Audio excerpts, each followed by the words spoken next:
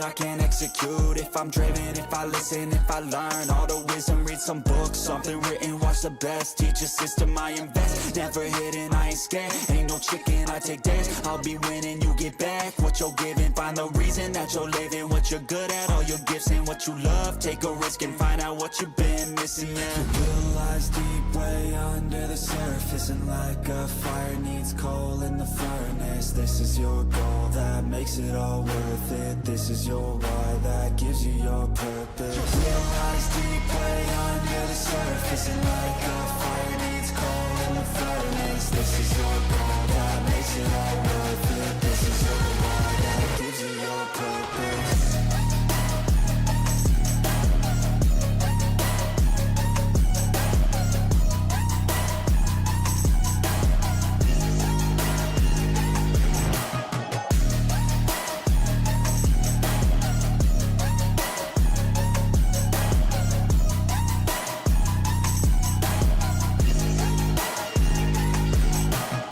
Purpose is better than any drug you could ever think. If you know why you're doing something, that's all you need. I wake up ready for the day because I believe in everything that I'm doing like it was meant to be. I get fixated and captivated on learning things. Don't hesitate to ask questions, the answer that I need. It's out there somewhere, I swear I can find the recipe. By testing, learning, and turning into a better me. Your will lies deep way under the surface, and like a fire needs coal in the furnace. This is your goal that makes it all worth it. This is your why that gives you your purpose. Your will lies deep way under the surface, and like a fire needs coal in the furnace. This is your goal that makes it all worth it. This is your why that gives you your purpose.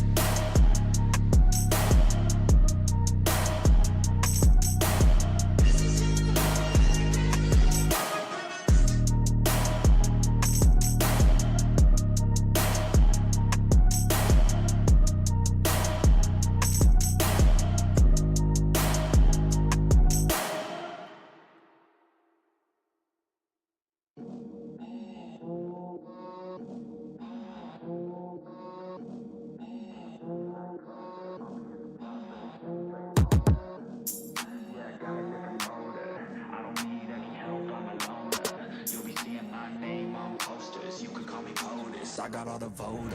I swear to God, I've been at it for a minute. Climbing to the top, and this music was my ticket. Found a way to grind, turn a passion to a business. No limit, I'ma get it, having millions as a witness. I'm addicted to winning, living up every single day. I'll be fighting and building up in a million different ways. I don't think I can stop, I think I need the chase. I love the race, and I'm running till I'm first place. Long nights, long flights, I'ma make it big. Big dreams, big sights since I was a kid. Doing things that I like, let the pieces fit. I like the pain, feel alive when I'm under it. I could change, adapt, do what I need to. All these obstacles, they look and see through. Don't let the anger out, just let it feed you. I'll see you at the top, just let me teach you. Yeah, I'ma be a high roller, move forward in the battle like soldier, in the game like closer. I'll be at the top of the chain, straight owner. Yeah, I got a different motor, I don't need any help, I'm a loner. You'll be seeing my name on posters, you could call me POTUS, I got all the voters. They be like, really, you got a milli from doing something silly? I'm like, chilly, I've been killing for decades now, Billy. Well, maybe like several years, but who's counting really? I just know how to turn something silly into a milli. Got a lot to say, and a lot need to hear it. You don't quit today, we don't stop, no, we feel it to the top. Yeah, we change our whole world, yeah, we steer it. Getting lost in the things that make us all worth hearing. No, I'm the first one to turn up, learn stuff, but mostly I'm just in the lab getting work done. Cause the bills on the first, they still worth some. I never forget being broke, man, it hurts, son. But not as bad as not having any purpose. I took stabs, this and that, and it's working. But I still grind every day for that thirst. It's a curse being first, yeah, still gotta get my work done. Yeah, I'ma be a high roller, move forward in the battle like soldier, in the game like closer. I'll be at the top of the chain, straight owner.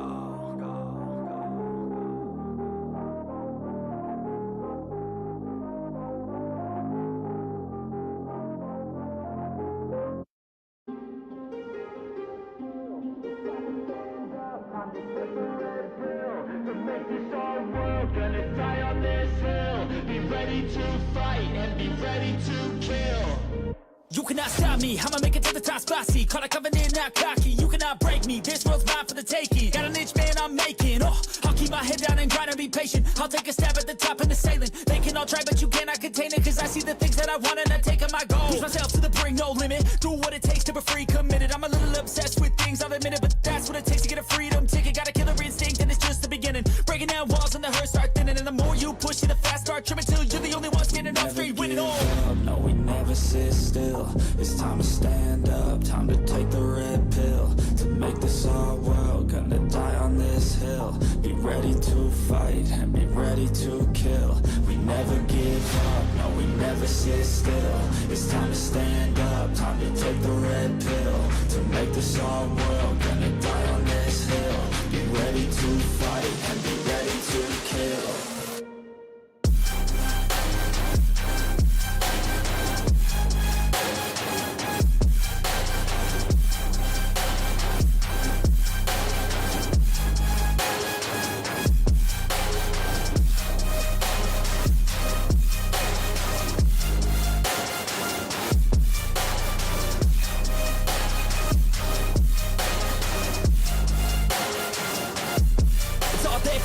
You just gotta wanna keep chasing, put you everything you're facing. Keep up with the pace and adrenaline rush starts racing. Get through all the things you hate and don't let the others in charge of your dreams. They just don't know what it takes to be seen. You see the shit take control of your team, and if you're alone, then a one-man army. So you better be starving, and you better be carving. Through the hate, keep marching, and every day keep charging ahead till you get what you want, what you dream. Regret is a thing of the past, and you'll see that you've always had it inside. It's the key to make the most of this life. Believe. No, we never sit still. It's time to stand up, time to take the red pill. To make this our world, gonna die on this hill. Be ready to fight and be ready to kill. We never give up, no, we never sit still. It's time to stand up, time to take the red pill. To make this our world, gonna die on this hill. Be ready to fight and be ready to kill.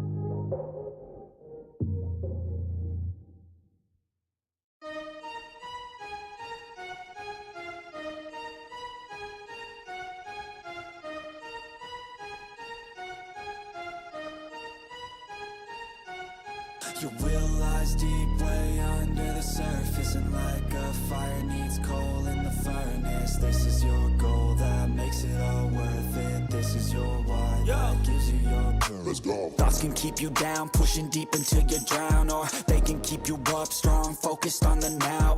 Glass half full, or has it been emptied out? Well, that's all up to you and your mind. Do you doubt anything, everything, not a thing? Make my thoughts work for me, manifest what I need, what I want, what I see. I could be anything, I attract all the things that I see. I believe I'll achieve as I breathe in and out again and again. I don't doubt, I sit and I plan, and I found out that I can execute if I'm driven, if I listen, if I learn all the wisdom. Read some books, something written, watch the best. Teach a system I invest, never hidden, I ain't scared. Ain't no chicken, I take dares. I'll be winning, you get back what you're giving. Find the reason that you're living, what you're good at, all your gifts and what you love. Take a risk and find out what you've been missing. Yeah. Your will lies deep way under the surface, and like a fire needs coal in the furnace. This is your goal that makes it all worth it. This is your why that gives you your purpose. Your will lies deep way under the surface, and like a fire needs coal in the furnace. This is your goal that makes it all worth it. This is your why that gives you your purpose.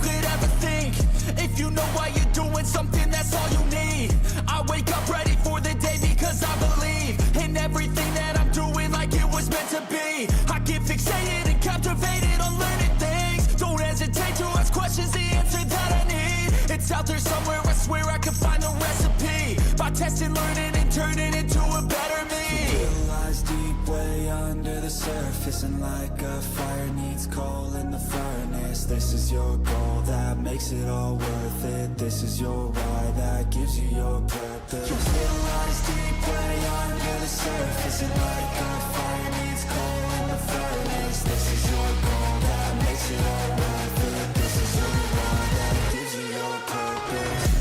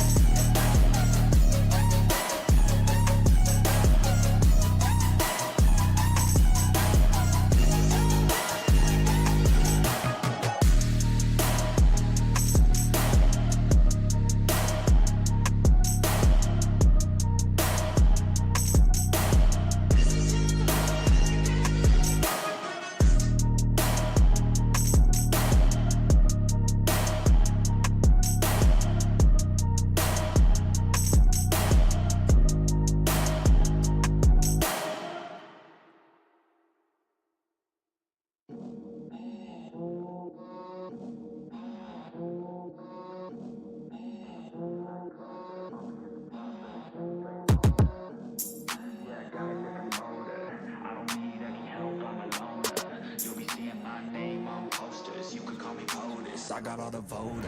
I swear to God, I've been at it for a minute. Climbing to the top, and this music was my ticket. Found a way to grind, turn a passion to a business. No limit, I'ma get it, having millions as a witness. I'm addicted to winning, living up every single day. I'll be fighting and building up in a million different ways. I don't think I can stop, I think I need the chase. I love the race, and I'm running till I'm first place. Long nights, long flights, I'ma make it big. Big dreams, big sights since I was a kid. Doing things that I like, let the pieces fit. I like the pain, feel alive when I'm under it. I could change, adapt, do what I need to. All these obstacles.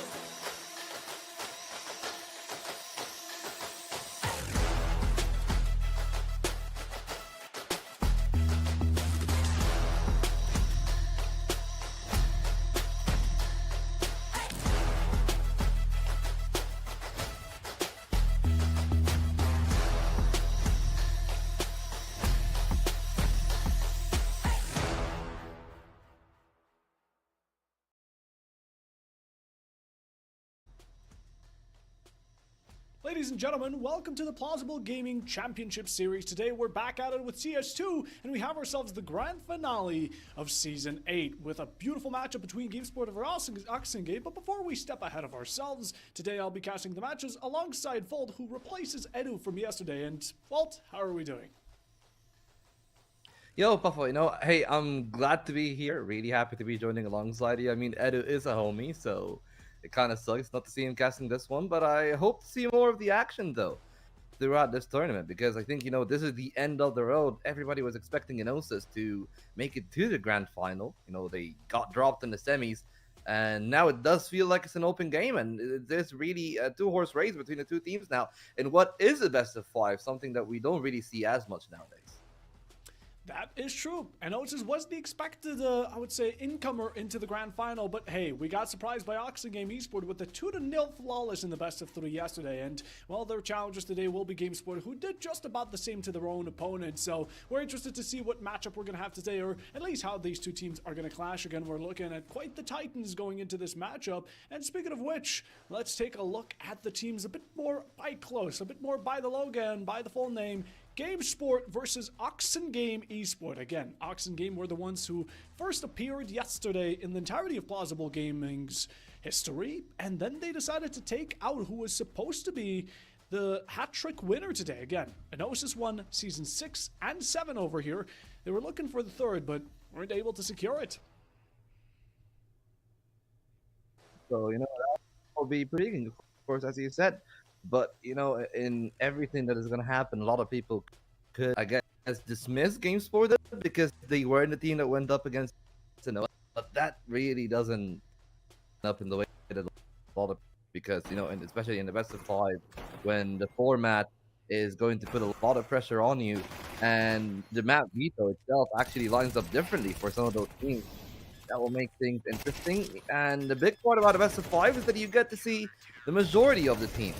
Not the teams, sorry, the majority of the maps actually being played. Like each team only gets to ban one map. We will see the teams just span their own permaban. So kind of puts it in a pretty intriguing position where perhaps, some of the teams that wouldn't be comfortable in playing, like, let's say, an overpass, a train, ancient, that will have to be played today if it does go to this. 100%. We saw the map bans yesterday, and these teams really don't like their overpass, their train, and even their nuke. So I imagine we're going to be going back to the old CSGO days of our lovely Mirage, Dust, even the Ancient, and of course the Inferno. What the fifth one is going to be, I guess we're going to have to let time tell, but we're taking a look at the matchup yesterday. PTS Esports, they had themselves a good beginning towards that Mirage. The game score ended up taking it in the end game, and over towards Ancient, it didn't seem like much of a competition. GameSport here went almost flawless, and in general, this was a really strong performance. And that's why we're going into this best of 5 with a lot more expectations, right? GameSport, they didn't have a lot to show in the first place. We're going to be able to see them at their peak performance go up against Oxen Game, who, well, they showed a bit more since they had a bit more to offer up because it was Enosis they were facing. But hey, we haven't seen this matchup yet, and I'm all for it. Yeah, and I'm going to be really glad to see how it'll go. I'm going to be intrigued to see if it'll actually go the distance or not.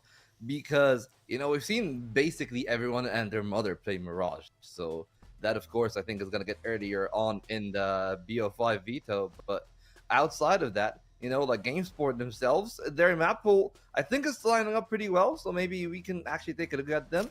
And that is going to be another part of the things that are important. Like I spoke of the Ancient, they played that, and that is going to be a big part. And, well, a lot of things would actually have a lot of worries, I guess, when you look at the other maps, because like from what I've seen throughout my casting career in like tier 3 and tier 2, and this does reflect like those community tournaments where perhaps the level of coordination isn't as high as like the tier 1 players, is that a lot of those looser maps like the Dust 2, like the Ancient, like the Mirage, teams gravitate to those just because it gives you a lot more leniency and a lot more individual freedom. Not that those maps aren't tactical in themselves, or some of the teams haven't actually brought some tactical play. But as you can tell from the replay packages, it is a highlight reel. Everybody's trying to flex their individual skill a lot more than relying on other aspects of their game. 100%. We got to see Dust 2, which was definitely a phenomenon. Some of these players yesterday definitely are on the lookout for, such as Insidious alone. There have been really a lot of highlights here today, and even yesterday, rather. We're still waiting on the ones for today, but in general, I think we can expect them. Oxen Game, while those certain times they really did focus on single individual plays, it still carried them till the victory. Now, while their Dust was definitely a hard-earned battle, Oxen Game, they got themselves brought into overtime. Enosis followed them through, but once we got to that 13-15, it ended, it was the end, and just like that, we now go over to the grand finale here today, where the two teams are going to be once more showing what they really have. And again, I'm really interested to seeing what maps we're going to get. We're going to get those underway in just a second, but in the meanwhile, we're going to tell you a smart thing about it, just a small thing about Plausible Gaming here. Besides the fact that we're a non-toxic community, we're also doing a bit of a giveaway for a stat track knife that you can enter in by the Gleam link that should be pinned in the chat. So get yourself entered, and at the same time, throughout these maps today, just like we did yesterday, we're going to be dropping some cheeky secret codes for you to heighten up your chances on winning. And honestly, I would say go for it. Just stick around, stay tuned. There's going to be a lot of fun, a lot of action, and also get involved with Plausible, because in the meanwhile, you want to get into the community, you want to get yourself and your friends into these tournaments, and maybe you even get casted by us one day. But you know what, Bolt, I always ask this, either Edu, Llama, whoever's on the desk with me, what maps are you hoping to see? I mean, personally, I'm a very big fan of Train. Not a lot of teams do play it, though. So that is one thing that perhaps makes me like, I love it when I see teams gravitate towards Train, but in reality, what we're probably going to see, we're going to see the Dust 2, we're going to see the Mirage, we're going to see the Ancient. I assume that the two bans are probably going to be in either one or two schools. There are the school of just banning the one map that we don't really like to play against, and a lot of teams do that in a best of 3. In a best of 5, however, there's also the proposition of perhaps, like, we've seen a good Ancient, for example, from the two teams. So maybe that is something that is going to be pretty intriguing, because, if I am on the side of Oxen, my Ancient now is a strong card. You know, we've beaten the Gnosis on that, so perhaps we can try to use that as one of our upset potential maps. Where, you know, you can leave it later on in the veto, where like it's not going to be like your first pick. Maybe it's going to be like the third or fourth map in the series, and then that actually leaves the other side of things to be pretty intriguing. Because if I'm GameSport, let's say I always ban an overpass or I always ban a train. You know, like, do I actually ban the train?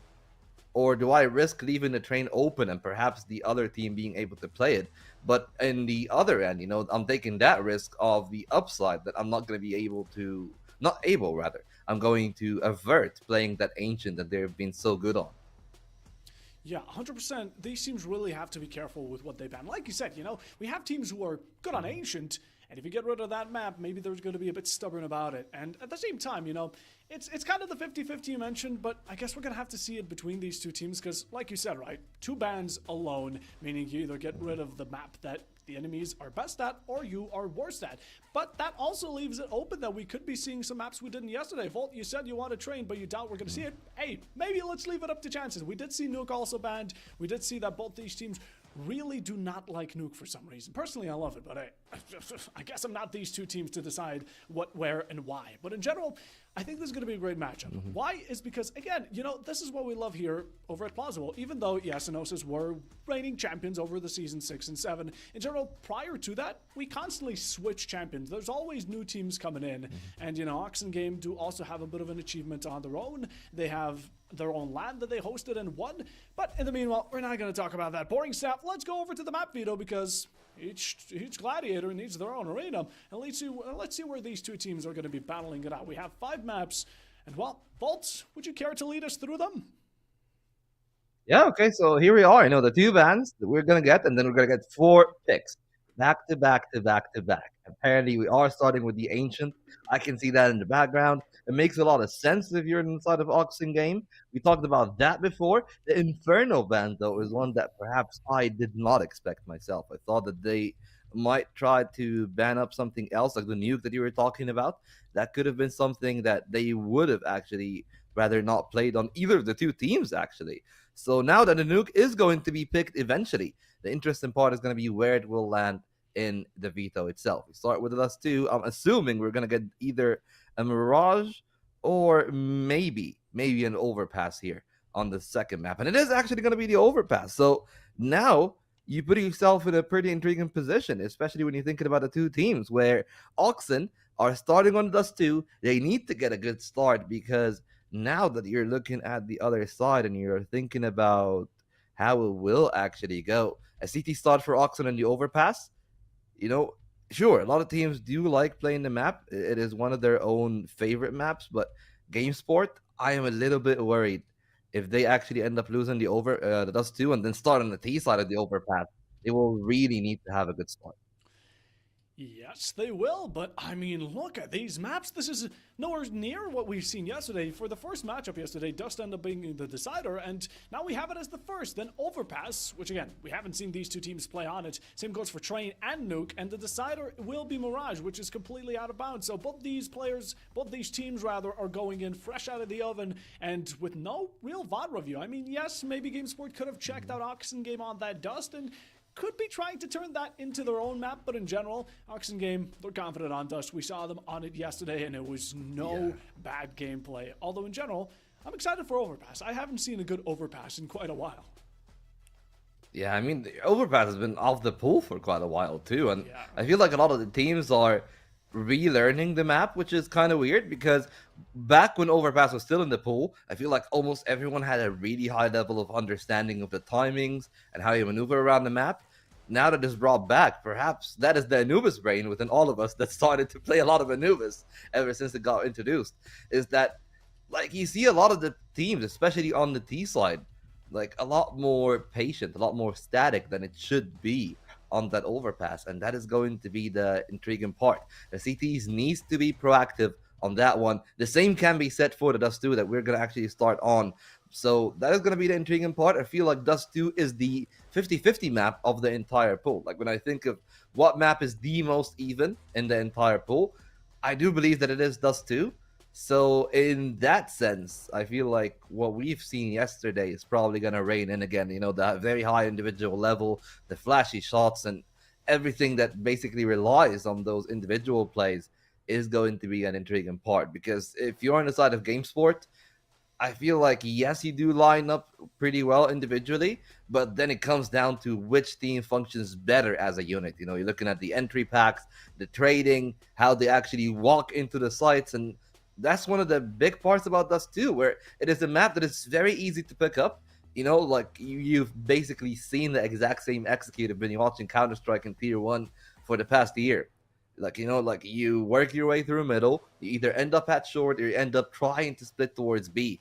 And in either way, it looks pretty simple. And it is pretty simple in the base layer of the execution. But the intricacy actually comes in at the timing, at the players that can get a sense and work their way against the conditioning, where perhaps, like let's say the game sport, for example, starting on a CT side, might try to aggress down short, look into lower tunnels for a few rounds. If that happens, and then there is someone from the other side that's actually looking from the side of Oxen thinking, okay, if they're starting heavy on short, maybe you can try to capitalize and try to get some long control. So that back and switch, that little tug of war that could be played in the map, this is where the high mastery curve appears in the Dust 2.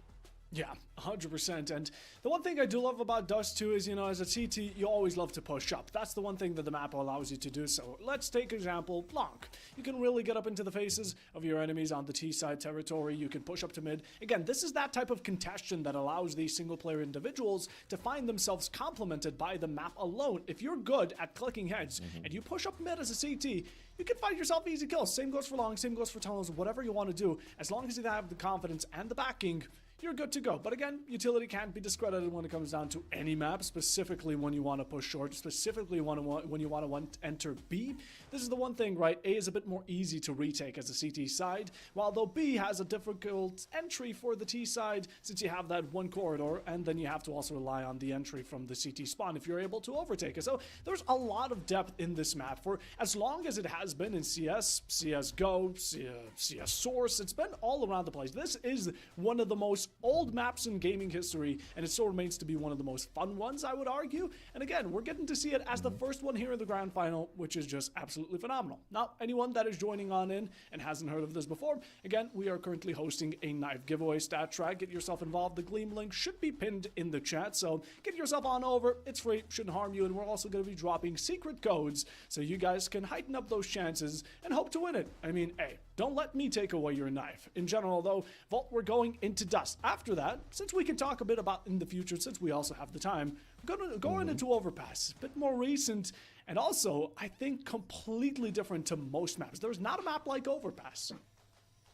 Yeah, and you know that's always one of the things that is very intriguing. I feel like one of the things that we can talk about a little bit is like with the Inferno being banned.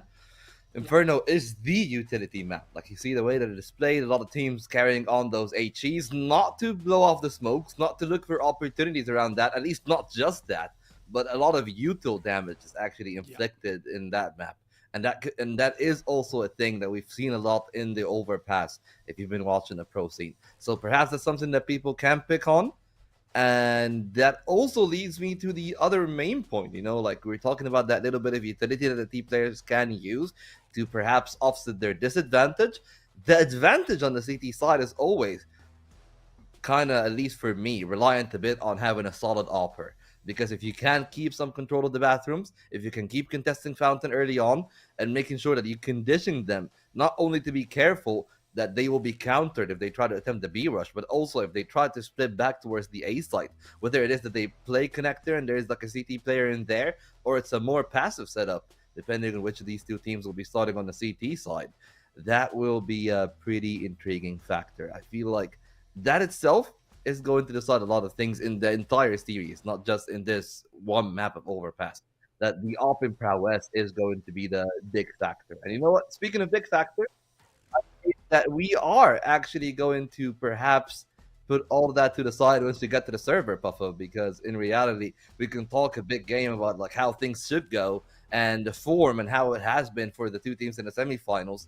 But this is a fresh day. This is going to be their first time playing today on this Dust 2, and it could condition the entire series because a win or a loss here Sure, it doesn't end the world in terms of like, oh, I lost one map in a best of 5, but if it's a blowout, that could have some mental factor coming into the next few maps. 100% it does, but like you said it, things aside, we are going into map number 1 of our grand final. Dust 2 is right underway. Like you said, hopefully we're not going to have a complete domination going into the first one. The mental game will have to stay strong. And at the same time, you got to keep yourself checked. You got to keep yourself not exhausted, because the best of 5 can be quite draining, especially if we go all 5 maps. Now, the bare minimum we're going to see is 3, right? So we at least see the train, but we're hoping to go the long way, because again, this is a rivalry we've been waiting for. And keep in mind, there has been no best of 5s, no best of 3s before any of the streamed matches. All of these teams have went toe-to-toe in best of 1s, semifinals, best of 3s, and now the best of 5, starting with round number 1, as per usual, with pistols.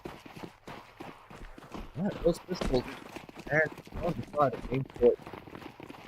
Really dangerous. Straight to the B side. There's also a good rush, and it puts Equalizer in a tough spot. He tries to go for a few shots. He opened things up for the grand final. What a way to do it through the smoke early on. Advantage for their team. There is no kid on the CT side, but perhaps they can try to play for a fast retake here. Good. We see Beretta's on mute, trying to go through window. You know that gate's going to be locked down for an extra couple of seconds. And GameSport are not budging a single bit. They're alive inside, but where's Jaggerin looking? Courage, likewise, and 3 have fallen in an instant, leaving it all down to Triceps, trying to play against him, but the bomb will be defused. Still have plenty of time to go. And a nice couple of shots from Malone to get Oxen Game the first round.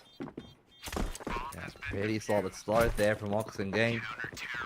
Talking about that early on, I said like there's some worry if it ends up being a blowout, and right now Oxen starting off really strongly. No problems for them, no worries. Perhaps the bomb plant could be the only one, because there's a universe where you can just try here to go for a second round fourth from the T side. Even if you don't get a lot of kills, the bomb plant in itself is enough to at least perhaps find 1 or 2 Galils for them on the purchase. Instead, they try to force up. They elect to select the util, which leaves them primarily with upgraded pistols. They return to the V site, and perhaps a little bit more successful this time, because no early kills from Equalizer are found. Oh, very consistent on this B side. We haven't seen that a lot from GameSport yesterday. We were very religious on A, but hey, switching things about, try to get yourself as unpredictable, and you have those Tech 9s, which are going to be about as dangerous as they get up close. That's what B offers, right? It closes the distance between you and the enemy, especially when they're all trying to rack themselves up on this window. But looking on down, utility has been sent out, but still a bit that Oxen Game can offer, and there's time running against them. We do have a couple of diffusers on deck. I don't think we have any. That really will be interesting. As 2 kills, 3 for GameSport. They have wiped out the entire enemy roster, and all that remains will be Insidious. Volt, as much as GameSport have gotten close, I think, oh my god, they're just jumping on in until Insidious, and only 1 remains. But the upgrade on the guns is there. The round back for GameSport. We have a nice little equalization. Yeah, and the fact that they denied the conversion from Oxen is going to be really problematic for them. Now you look at their economy. Forced to start all the way from only 1400. That is going to take them quite a while to get back to that.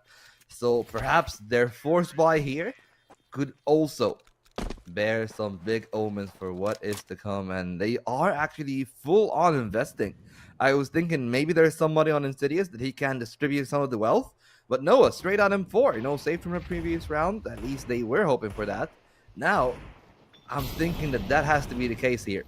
Even if you do lose the round, you do need to keep that M4 afloat, and it will actually find early value. Insidious finding the first blood, but it will not stop GameSport from taking some map control on the other end. They put some space doors along, and there's still a little bit over a minute, and that could allow them to try to perhaps wiggle around the map. Oxen Game kind of that fast on their B-side defense, and that is leaving the A-side quite exposed. If they take the right time in GameSport, they can completely capitalize on that. Smokes from GameSport out. Should make it more than obvious where the push is intended now. Oxen starting to move on back towards this 8 side, rotating 2, 3, maybe even 4 players. And clearly seeing that B is not within the intention of GameSport, who are now slowly creeping up to this site, trying to get the bomb down. Do have good guns, there's no doubt about it, and should be able to win out the majority of these initiations. Second smoke for security. Molly to flush some of these players out. Right into Rover. Courage. Second one tries to fight it, but gets denied by Klepka as all of a sudden Stick should be down. In GameSport, as much contention as they have, Oxengame only have Deagles to offer, so at this point you should be going for economic advantage, and anything goes for the swing, being 6. Ryo for 1, Bear falls, but Mute following alongside with it as Equalizer, able to just sneak his 1 kill in, and GameSport, even though they have a second round, they were still dealt with some casualties. Yeah, some casualties, but I would wager that it is not really the end of the world for them. That round was much more important for Oxengame to try to win, and the fact that the rifle from Insidious was just put in a very tough spot where nobody else from the other players could really find the recovery to that M4. That could have been a different factor if he was playing with the rest of the team on CT, but since Insidious did indeed go up to short, does leave them in that position to start. Now, upgraded pistols again. No Kevlars though, so it should be a lot easier from the players of GameSport. I say that, but Mute is able to take the first head down. And Ryan Eagle, gotta be careful. The Eagle is really spinning some gears, and those are 2 more kills for Oxengame. And suddenly this round is on. It's only the AWP in the hands of Vova.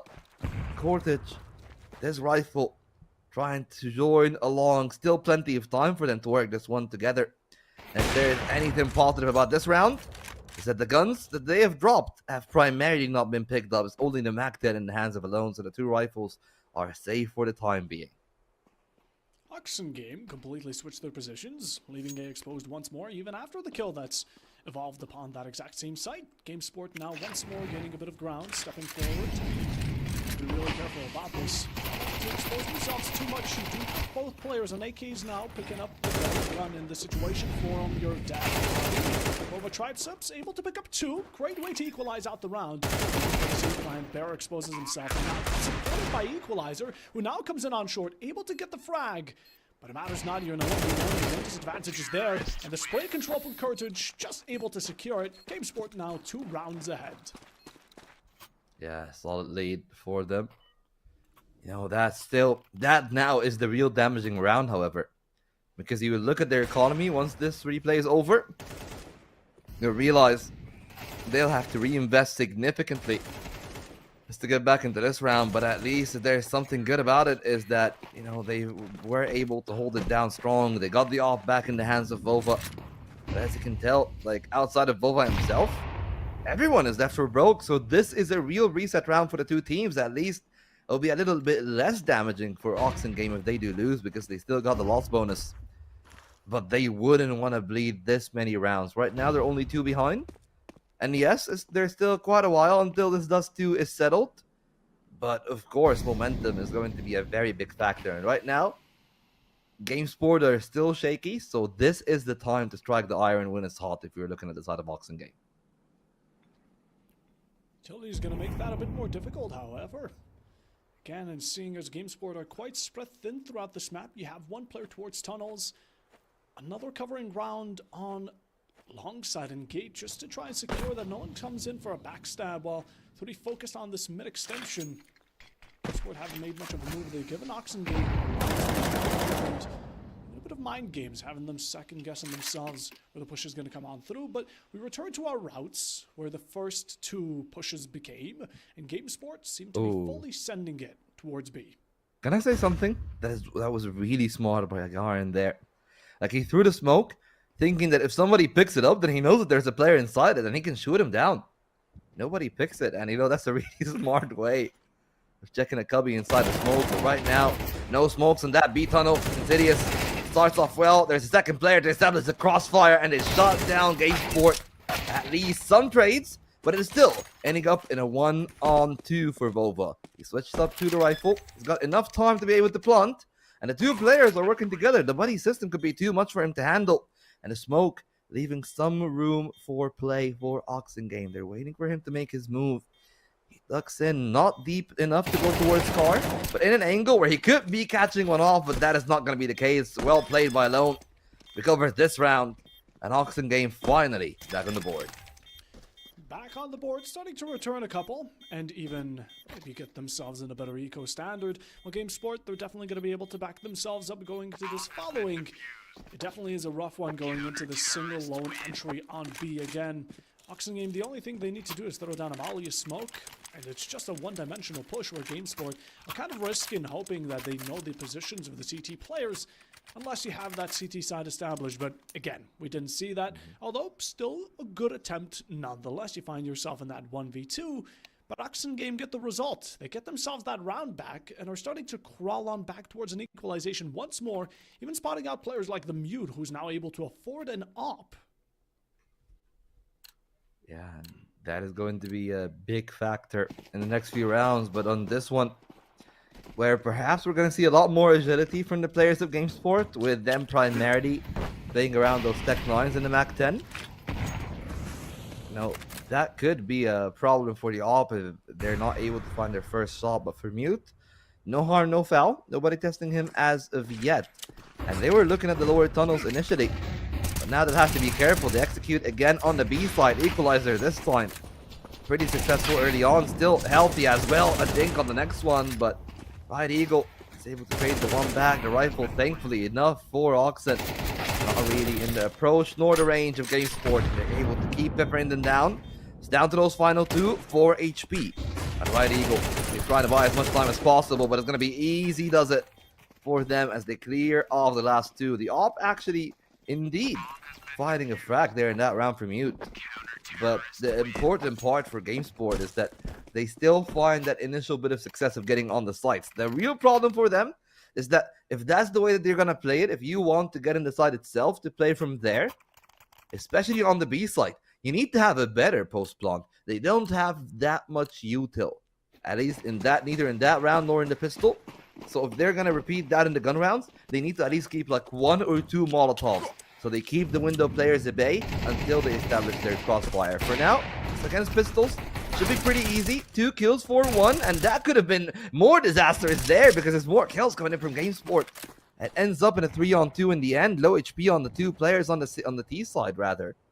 And that still could carry some more damage because look at that position from Glebka. Could catch the one off guard, but great awareness from Equalizer to look around. Look around, GameSport left with only 1 on spawn side. Seeking out any type of tertiary objective that could be given. An extra kill, spotted out a player. Minor damage dealt, and Insidious just on that 10 HP, got to be backing off. Doesn't want to risk his life. Let the demons do the job. Let the nade go right in your face. He saw that phase first, ate it up, and Oxen will now be able to take the lead over GameSport. As going into the following, we're going to see yet once more a full buy from GameSport. So this is going to be a little nice one-on-one with equal standings, beside utility-wise, where GameSport might be struggling a tiny bit. We're going to have to see how they end up working around it. I mean, there is enough util for an execute, but they don't really have the luxury of tossing around smokes haphazardly. It's a big long pop, though. Insidious trying to play around the angle. Barara is already down. They're trying to set up themselves, but the spray through the smoke is great. Alone finding the one, though. Leaving Insidious perhaps in a better position. Oxen still down members, despite that commitment. They might be living to regret it here in the final stretch because the B side is completely open and GameSport seems to have already made that full-on movement. This time around, Glebka could afford to be a lot more passive, but he disconnects from the game. Oh, the technicalities of online play, and that is brutal. Now, they don't know if they've already crossed to the B side, but as they can tell from the side of GameSport, now in a 2-on-2, they will need to hold on for dear life. They will. Not so much again, it is quite equal here between the two. Oxen are going to need to be quite fast on their feet, however. Molly there used. They heard you out, Vault. They heard what you were saying, but they used it in an instant, and just like that, before Oxen could even return to their site, it's already gone out. Now we only have a frag from GameSport. Oxen still quite stacked, but again, it's going to be down to this brute force of bullets that might matter most. The last 2 players on the CT quite split up, still able to find this one. That's the equalizer from the backlines. A second pop as well, and just like that, we get it right into our hands. Didn't even need much of an effort from Mute here, but morale support does it just about as well. Yeah, and well, I mean, there is about enough time there. Perhaps it got a little bit dicey in the end, but no harm, no foul for Oxen as they're able to pick up the op again. And that will be a big problem. Really glad to see an early timeout here from GameSport.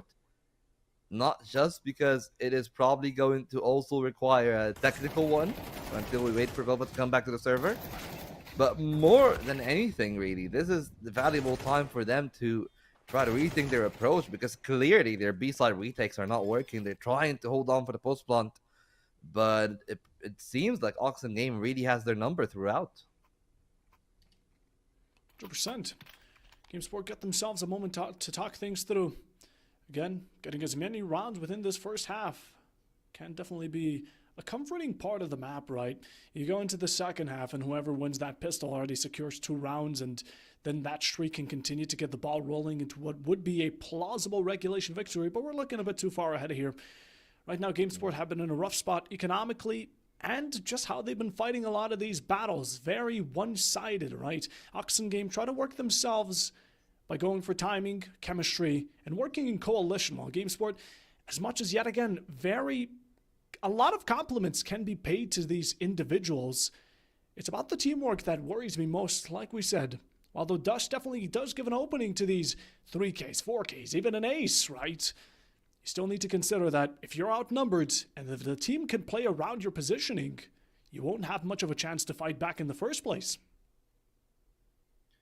Yeah, that still could lead to a lot more if you're in the side of game sports. But realistically, Puffle, I mean, one of the most important thing when we go back to this game is that the economy hasn't really been kind to game sport. They had a chance to reset Oxen Game. That could have perhaps gave them a little bit of a lead. And remember, this is actually the pick of Oxen Game themselves. So GameSports chose to start on that T side. And perhaps now we're seeing them being punished for that. They haven't really been able to find adaptations to their play. They're on the pistols now, and we've seen them do good work on those deagles. But even with that hero rifle, they give away a ton of space for Insidious, who is going to go hunting. Could catch the bomb out. If he did take a step there, Volva, and the bomb could have been exposed. That could have been the round right then and there, because despite the numbers advantage, really, the bomb being out in a position like this would have given a lot of control for Oxen. But now that it doesn't happen, they move back towards the A site, and this double push towards the B tunnels should really give all the information necessary for Oxen Game that it will 100% eventually end up towards A long more than anything. And it seems like they're ready for it as well. Yeah. Oxen Game, that push through tunnels, give them all the information they need, right? There's not much presence on mid either, and we have Mute on short, so there's only one place the entirety of GameSport could be, and it's a 5-stack push down this long. The molly there is kind of giving away GameSport a bit of a sign like, hey, we know you're here, just reveal yourselves, and then meanwhile, 1 kill goes both wise, and just like that, Glepka alone pick one off, but in the meanwhile, the flank from Insidious is able to pick off Glepka. Yagarin falls quickly after. It's left with Rio, it's left with Courage, who's been able to pick up that upgrade, and a single tap between the eyes of Mute to secure themselves a 2v1, but that won't stand for much longer. Last player on 9 HP, and 0 now thanks to Equalizer, with Oxen Game able to secure themselves the 6th round, meaning it's going to be a draw within this first half, in the worst case scenario for them. Yeah, and looking at the way that this game is going, I'd assume it's going to be better than just 6 rounds. I mean, GameSport finally got themselves a true full buy, but even despite that, they haven't been looking the best in the post-plants. The A, at least, I feel they've had a better chance once they go there. But Oxen Game just really found the answer. The double push towards the tunnels, they've capitalized upon. Now they've done that again. The early Molotov from GameSport is going to be very valuable to allow them to expand a little bit towards middle. But even that, Oxen Game, with just a single flash, are able to buy up enough space to deny anything other than long. As the exact same round again, except this time, GameSport got better guns, perhaps a better chance as they try to lead the space on the offer. Brick shot from Portage. And now Oxen Game put into a hard place out in the open there alone. It's going to make it very easy for GameSport to find them, and that's much more like it from them. This is looking clean and pristine, as they only leave Barar to be the last player alive. Have the hunt on him from the suicide position. A good spray down from Barar, really, but now that he's on 8 HP, he's 100% out of this one, and it seems like we are indeed guaranteed a 4th. Guaranteed a 4th and a save, a 4v save. Best put. Barar now hoping to carry this AK over to the next round. In the meanwhile, though, we are closing into the final 3-2 round of the first half, where Oxen Game, again, have been building up this economy for so long that I doubt they're going to be as easily running out of it. But it's a good beginning here for these final few for GameSpot, right? This was a solid round. This is what we've been wanting. And that tactical timeout definitely working its doing. In general, though, solid performance. They walk in, and again, they find these single gunfights, these 1v1s that they can really work around, and just able to tap on those heads. That's the GameSpot we saw yesterday. That's the GameSpot we hope to see continuing in this matchup. But they really got to be trying to get as many as they can from this point on. Fourth round for GameSpot to lock it down. Bomb going off as well, so that's going to be definitely extra buck in the piggy bank. In the meanwhile, though, Oxen just wondering to themselves, how did we let it slip so easily? Small mistakes, but there were a lot of them. Letting yourself be exposed for too long, especially around that smoke, especially when GameSpot are in such a high tide of a moment where they just rush it on in on sight. They're trying to find these kills. The aggression is at an all-time high, and Oxen Game aren't really expecting it. They can very heavily and quickly catch you off guard. Oh, well, I mean, that is apparently a hard hold for us, and funnily enough, this is the first secret word for the giveaway. Of course, you know, Puffo has kind of elaborated on that one a little bit, where you can join the Gleam link. It should be pinned in wherever you're watching, and just insert that code in one of the secret code slots to increase your chances to actually get into that giveaway. Remember, it's a stat track knife that will be given away. It's a pretty good one, even given the economy crash. That is still a pretty good thing just for, you know, hanging around and watching some good CS. And now that GameSports are in, Puffo, yeah, it is some good CS that we're watching. 100%. And yeah, again, code will be hardhold. That is HARDHOLD. And get yourself entered. Not much to miss out on. It's free. And in general, though, we've been watching this match, and as we're getting these slow technical difficulties solved as fast as we can, we're taking a look at Dust, which definitely is coming up with a very rival-like first half. Now, again, GameSpot, Oxen Game never faced themselves in the history of CS. So let's get back into the action and see how the result of this first half is going to end up being, because the plant is already down on B. Tricep has been able to acquire 1 kill, 2 prior to it, and Oxen Game are left with only 2 players. But speaking about that economy crash, Vault, it seems like some of these players from Oxen Game are starting to run out of budget. Yeah, I mean, it's alone on mute for the most part. You can tell, like, everyone else is still doing pretty good financially, so that save is really smart from Oxen Game. But the good thing from GameSpot is that they do have enough of a luxury to go hunting. What a goddamn shot there. No, that's not fair. That's not fair. Like, that is just too good of a shot. It's just PC check. You know, enough. We've seen enough. We have seen enough. But seriously, that really was crazy. They were trying to go for the save and denied in the exact same moment they thought of it. In general, though, GameSpot have gotten themselves this 5th round, and only 1 remains within this half. So it's either a draw or it's either Oxen Game on the winning side. Let's see how it ends up going. Yeah, thankfully for Oxen Game, those few players did it for the cash, are able to pick up the purchase. They elected to bring out the AWP, which is going to leave Lurar on nothing but a 5-7, so that could be a weak link that could be exploited from the side of GameSpot, and their big adaptation, Buffo, has been in their pace. Like before, you would see that double push from Oxen Game. They would like hesitate for like 15 to 20 seconds, and that would be the time necessary for them to lose the round. Now, Oxen Game looking to force their own win, being a little bit more proactive, taking that long control and the kill on Glebka. Perhaps it could even fly more as we see GameSpot starting to scale deeper into middle. Fourth player could be looking. It's a double man hold. Illegal. They able to find the first kill. A second as well on Berard. That's the AWP gone and the pistol as well. And they can just be very passive in the rest of this one. Still got a minute. And they got options, but they're waiting for that long activation of Cortage. Once that happens, you'll see them play, but that means that there's enough time for Insidious to be cheeky. Getting himself a kill. Is back to a 3-on-3 momentarily, but Alone is really playing with fire here. Ooh, Courage, brutal stuff. GameSpot, unrelenting.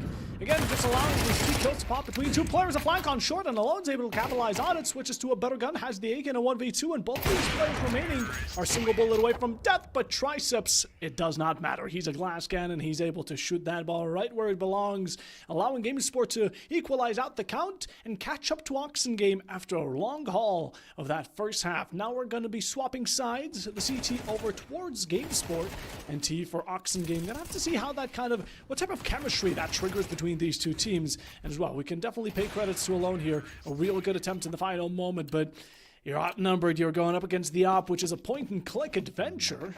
As now we head to the second half, and like you said, Vault, it's about as balanced as it gets. Yeah, 6 rounds apiece. A slow start perhaps for GameSport, but now that they are firing on all cylinders, this is a part of this game where things could be dangerous, because it's one of 2 things, right? Is it that they've started slow and that now they've picked up steam and they'll continue on in their run, just plowing Oxen Game and the rest of their dust too? Or is it them taking quite a while to figure out how to play against the other team? And that could happen again here. Now that they are on the CT side, they haven't really identified with Oxen Game once. I mean, Oxen Game are really passive, like super reserved. You see that B tunnel control from Cortage is going to be really valuable for GameSport, but it does leave a lot of openings, because you look at the defense from the CT side, they're giving them the entirety of middle.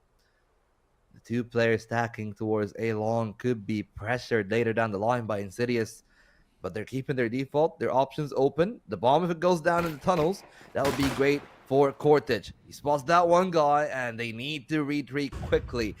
Meanwhile, the rest of the team are trying to split towards middle. They're trying to hit the B side, and Bova there trying to play the line. There's 3 players in B. I don't think that they expect that there's that many, but it's a little bit labored at the start. An Equalizer is able to find just about enough time to add more to this one. A second from him as well, looking to do it all on his own. Him and the city is clear up the pile, and it's only Glepka left in this round. Will have to get a 4K clutch to find a victory, and with that little bit of fuel left, there's very little space for him to play. No kit as well, and perhaps this round is going to be over.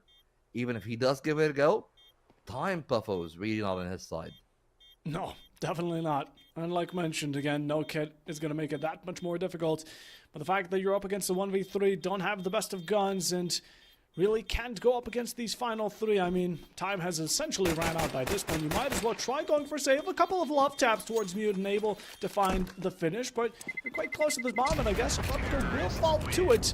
Oxen Game continuing on the streak from the previous half with their pistol, should be able to secure the second round and get themselves a bit of distance between themselves and GameSport, which again, Oxen Game, if they're able to win out this map as it is theirs, you know, we're going to be hoping that that goes according. But yeah, in the meanwhile, we again want to mention that there is a code for the giveaway. If you missed it out earlier, it will be Hardhold, HARDHOLD.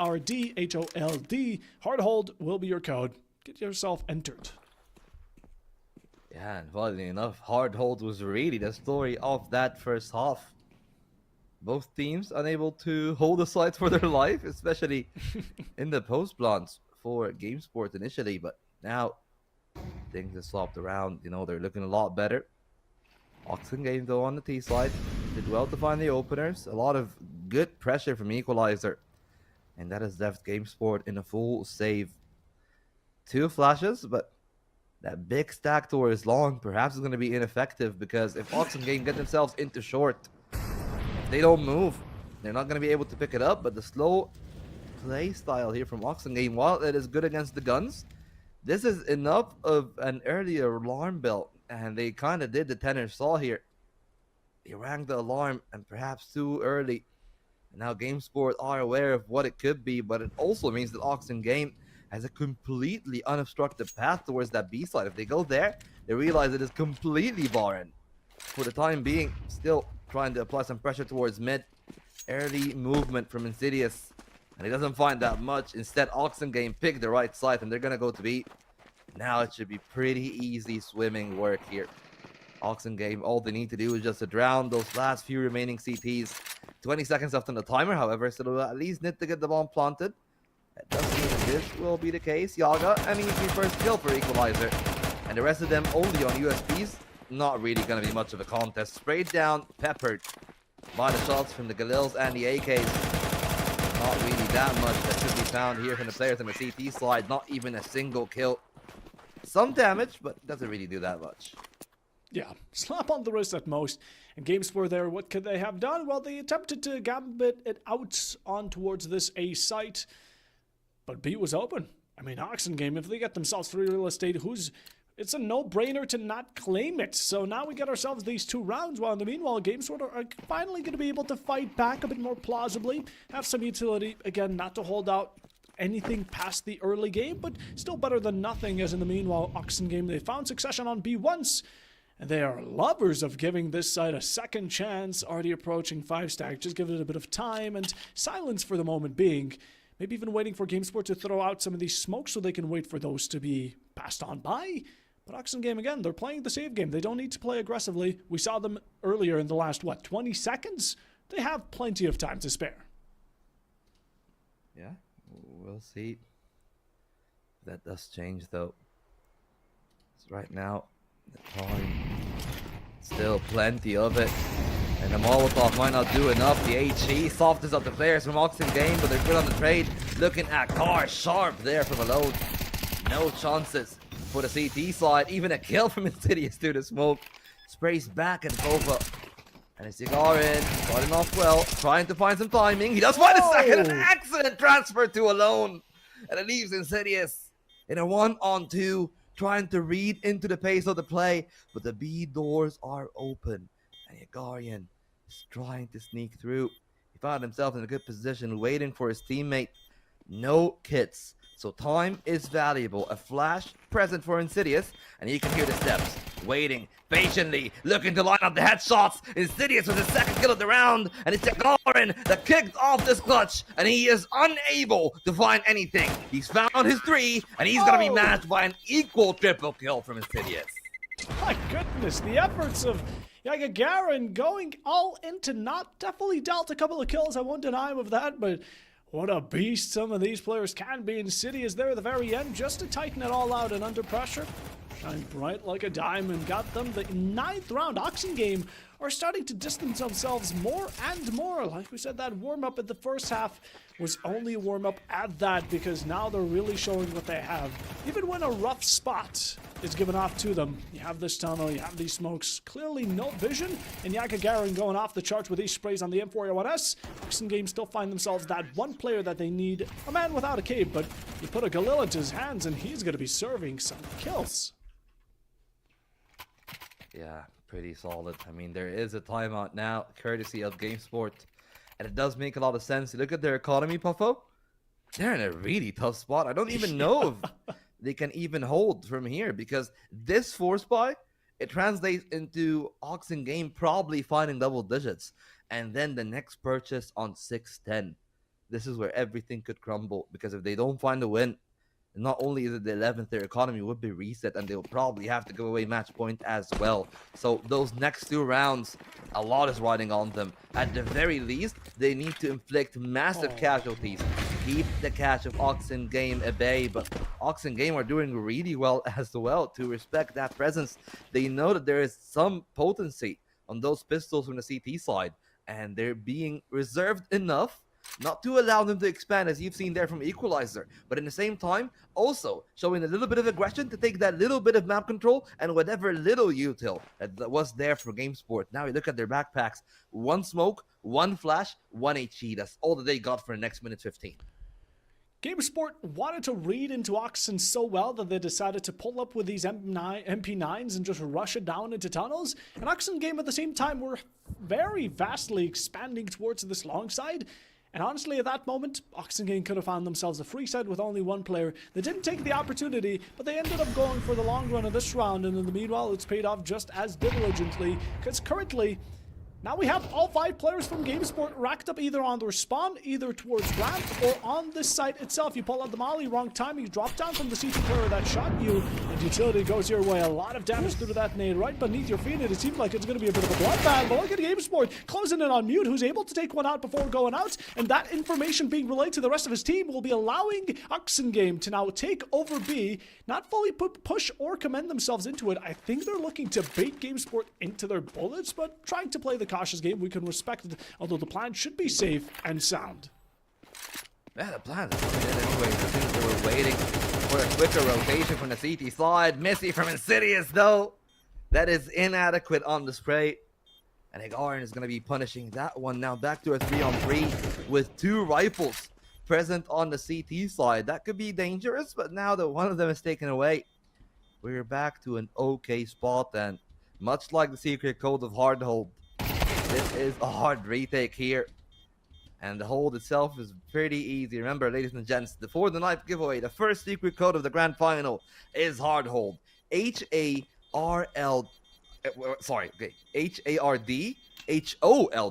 That's hard hold, the first code for the stat track knife that will be given away. 2 players going down, but it's double digits as prophesized for Oxengame. Yes, it was just meant to be, but now in a race, GameSport will need to either turn this into a bit of a marathon in the case they want to either have regulation victory of denying Oxyboy reaching that overtime or doing overtime themselves. There's still many paths to go around, but we're going into this number 17 rather, with full buys from each side. They should be both comfortable, and this is the all-out team battle we were waiting for. But in the case that GameSport are not able to secure it, match point is going to be against them, and it's going to be a rough time mentally and, well, in-game physically.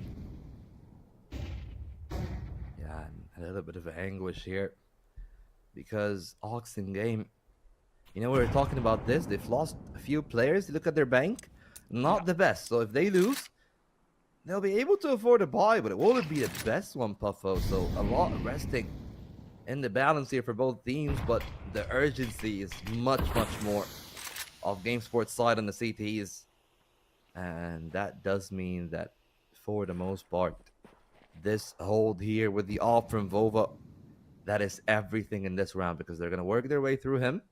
They do, I think, have enough Molotovs that they can try to push him out of that angle, but if they get complacent, he can find the first blood. For the moment, Flash will not be the best, but they just snoop in on past that scope in the nick of the time, given Gagarin waiting for someone to show up into his line of sight as well, but isn't given that opportunity just yet, as Oxengame are now waiting out their options. Trying to see if maybe pushing into tunnels, maybe seeking out this mid-ground would be a bit more valuable. They're certainly setting up in towards that direction. But again, GameSport are ready for it one way or another. 2 players set on B in case it all goes from bad to worse, and that's exactly what we're going to be seeing. Smokes for their spawn, a couple of shots their way, but you got to be careful since Gagarin is contesting you and you're just ignoring it. Heavy damage on alone, 1 kill to Barar. Insidious is able to return it, but leverage kept within thanks to Triceps, which is right on back on Alone's side, and the plant now being stuck on through just any moment. GameSport a bit worried, a bit on the nerves side of things, and trying to still retake, although discombobulated. Yeah, and, you know, this kind of leaves them, I feel like they are indecisive of what they want to do. Like Gagarin, of course, in the rifle, he'll be looking closer. And I understand that Bovo doesn't want to step up that much because he's holding the op. He's trying to hold in case there is some playmaking ability from the other side. But Insidious is just through with those bullets, and that's the op gone. That is perhaps the entire game done for GameSport right there. They could have just gone for the save, tried to contest in round 18, but instead they put all their baskets in that retake and has went completely wrong. Just a small slip-up. Imagine a scenario, a world where Insidious, the molly that was placed next to him, would have actually hit its mark. The 15 HP to Insidious would have ended up dying. There wouldn't have been that double kill against GameSport.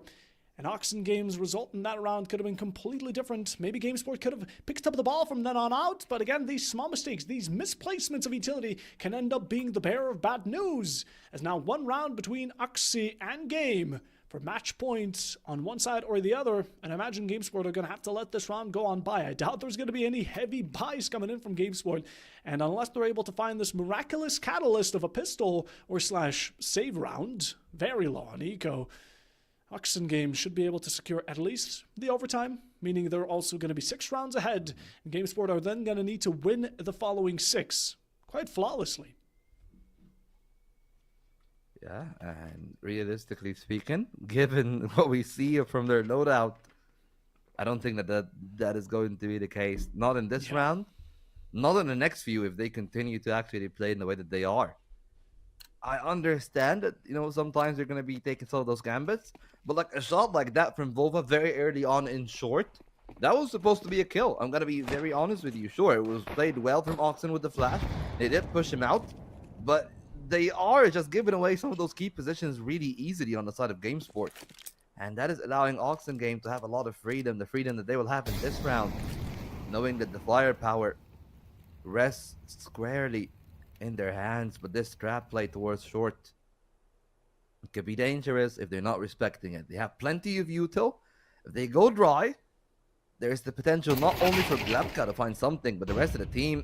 Rio taking an early shot to the head, but they're opening the space there. 1-for-1 trade is still pretty okay, but the op from Mute is present to deny a few more. He's being closed on though, and the MP9 does good. And Buffo, suddenly we're back into a 3-on-3 with 2 rifles being recovered. Yep, and the op. This is going to be really good here. GameSport can work off of it, but they're expected on the flank by none other than the one, the only, the so-called alone, who was alone to die in that moment. Curtis was just able to snoop up a kill right under him. That's going to be leaving Oxen maybe in that post plan, but single tapped by Courage. The support from many and quantity over quality. GameSport just get themselves this round. Still have plenty of time to go around, but really well played around that mid push-up into the flank. And again, as much as Alone anticipated, there was no communication for Oxen Game to work together and deny it. Yeah. They could have just let it slide. They could have just tried to establish Alone in car. Yeah. And that would be a good trading position. That would have made it hard, actually, for them on the other end to play it. But you gotta say, as good as some of those shots have been, you're a little bit harsh on them, Puffo. Like, there is quality and quantity on the GameSport side in that round. Like, sure, Courage goes down, but, like, he's found 3 in that round. Like, what more can you really ask of him? Like, why are you bashing the guy? Come on, Puffo. What? No, I'm talking about Oxen Game. Oxen Game could have done a bit better on working together. Yeah, they could have. GameSport did fantastic in that round. Nothing against them. They won the round in the end. There is nothing to go down about them. Maybe the start was a bit rough, okay? But in general, that end really well played off. It's Oxen Game that let... Again, there was no communication from Alone to the rest of the 2 Philo teammates. They could have established a cross towards that long, and maybe the story would have been different. But hey, there's still a couple of rounds ahead. They have plenty of lifelines. They're sounding it fully into B. And Rio Eagle, Courage and support, able to find 2. Third one for the op to claim it smoke. And all of a sudden, Oxen Game have been majorly shut down. 1 molly killed towards Courage. That's 1 casualty in return for the 4 that Oxen Game have been dealt. And GameSport seem to be way better than ever. Yeah, and they just had the right hold there again. A big opener from Cortege, and the fact that they just were able to establish Rio deep in the angle there towards Car and him to find the opener, that was really massive for GameSports. They found the right timing, but the smart thing from Oxen Game is, unlike what we've seen from GameSport perhaps before, they're not scared of saving when it doesn't go well for them. At least for GameSport, they've been bailed by them winning 2 in a row now, but they're still playing such a tough game. Almost no margin for error, really, because if they do lose a round, it is match point for Oxen Game. And that'll put them in a tough spot. The final 10 seconds, where I do expect the op to be saved. But if Glebka steps up to spawn, maybe that could be a little bit dangerous for Mute on the other end. I think that he doesn't hear the steps, that he's seen the barrel. He needs to be careful. He is being pushed, but it will not go far enough. The flash is good, and the kill does not come in. So Mute does get to live to fight another day with that AWP. Bit too close for comfort.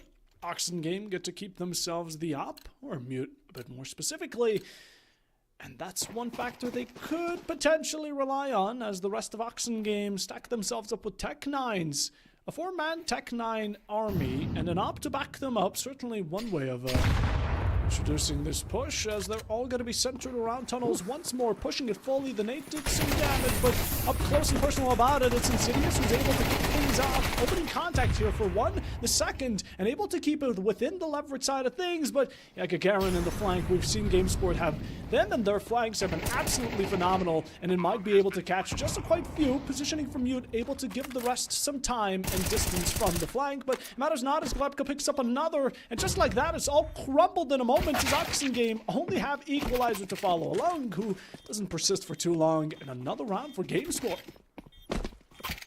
Yeah, and that's one of the things that we were talking about a little bit about Oxengame when they were on the CT side, where they did establish those advanced positions that a few times before.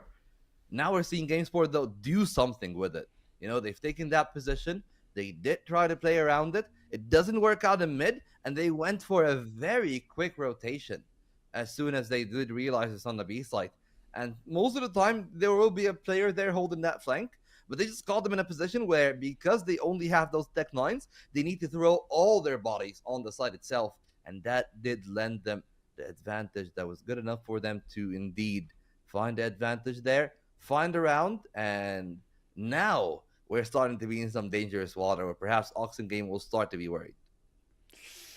Definitely should be. Again, they're not at the luxury of being 5 rounds, 6 rounds ahead of their enemy team. Now that distance is starting to close itself with each round passing by, and well, GameSport really are proving to be the reason, or rather showing the reason why they deserve to be in the grand finals here. It's only map number 1 and things are already starting to look a bit heated, and this is Dust. This is, keep in mind, this is Dust. This is like the most known map in all of CS history. We go on to Overpass, it's going to be a completely different story and a lot more chaos, I imagine, but a really fun matchup. And while we're still here, we do want to mention one more thing. Again, Plausible Gaming, the non-toxic community, get yourself involved, follow us on Twitter, join the Discord, and maybe join some of these competitions as well, while also entering the giveaway that is pinned in the Twitch, Twitter, chat, wherever you currently are, where there's going to be more secret codes we're going to be giving away, so keep your ears tuned out. But in general, yeah, this matchup, it certainly has been it's been constantly, the scale has been heavily tipping, you know. At one point, we're thinking Oxen are going to finish this quickly, and then at the other, it's, oh wow, GameSport are really making this comeback. Yeah, and again, it comes down to what we've talked about on this too, where it is a map that the floor on playing the map is pretty low, that a lot of the individual agency have been showing. Like, we've seen big rounds from Cortage, a few good rounds as well when you're thinking about Insidious, Equalizer, and I feel like a lot of people have been stepping up, especially from the side of GameSports later down the line, where perhaps, you know, like Vova, he wasn't playing that well on the T side. Now on the CT side, like the opposite, a bit more stable, and his supportive play is the big part. That's something that even when they did lose that one round where they're trying to retake in a 3-on-3, the flashes were good. It wasn't the fault of the flashes, it's just that they didn't get the angle that they were looking for when they were retaking. But now they do have that. Vova landing his shots, and it should be pretty solid from here. The one worry, though, is that perhaps in that little bit of time where we're trying to fill some air, if Oxengame does win a round here, this still could be over. But I think that we're gonna have a bit of time until we get back to the server, and if anything, that does actually leave us to consider if everything that is gonna happen. We did get an update though. 9-12 is the score, so Oxengaming did get around Puffo. All right, yeah, it's getting closer by the minute. With each round passing by, Oxengame finally get themselves the 9-12, so overtime is theirs and nicely locked down, but GameSport now need another 3. So while they have secured 3 already, they need to now redo it without much of a mistake to pass on through, but we've seen them do it once. Who says they can do it again to bring us into this lovely overtime in map number 1? And again, this compared to the other maps, I'm really keen on seeing how they're going to turn out, but in general, Oxengame has been definitely extremely solid in that mid-game. We talk about GameSport again, they really just have it on their on and off moments. They go for these constant streaks of 3 rounds, and then they let Oxengame go for 6, 7. You know, you guys can just take a couple off of us. We'll come back later eventually. And having this constant pressure of being in the shadow of Oxengame must not be the best mentally, because you're always thinking, if we lose this round, right, it's over. That's kind of the lurking in the shadow of Oxengame. And, well, hopefully that pressure is able to build them up this victory, this momentum they've been working with. But going into the possible last year. At least it is looking that way, as two players have already fallen and Oxen are still as healthy as ever. Yeah, and the time is ticking. Oxen starting off pretty well. The trades is even working out in their favor. And Glebka have many times been left as the last alive, but barely ever have found the victory. The bomb out in the open though, but it will not be enough. Oxen game, clear it off. It was a little bit shaky at times, but as he said, like those 3-round streaks, they're not enough. And they will be paying the price of not being able to adjust to that CT side. Congratulations to Oxen game. That is game 1. They played it pretty well, but there is still more to be said in this series. It's a long and gruesome best of 5. Just because they won this Dust 2 doesn't mean that it's going to pan out the rest and everything else that we're going to be having. 100%, but yeah, for now that is going to be map number 1. Following will be Overpass, which is Game Sports pick. And until we get to it, we're going to be sending it to a short break. Get yourself something to munch on, something to enjoy the show, and stay tuned as we'll be right back.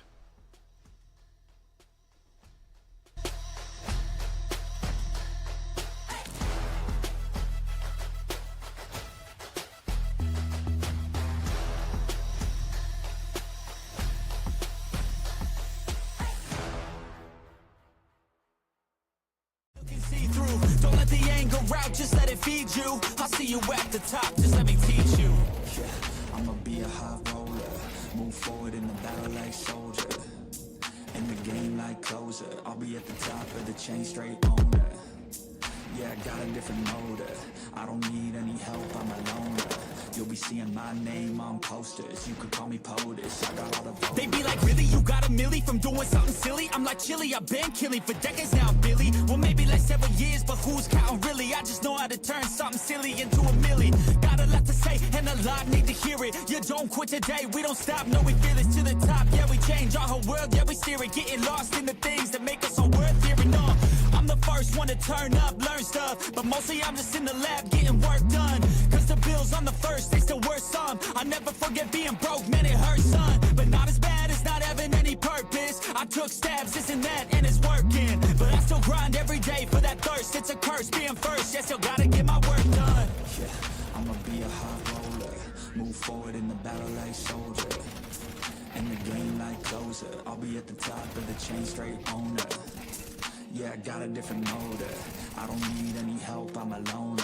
You'll be seeing my name on posters. You could call me POTUS, I got all the voters.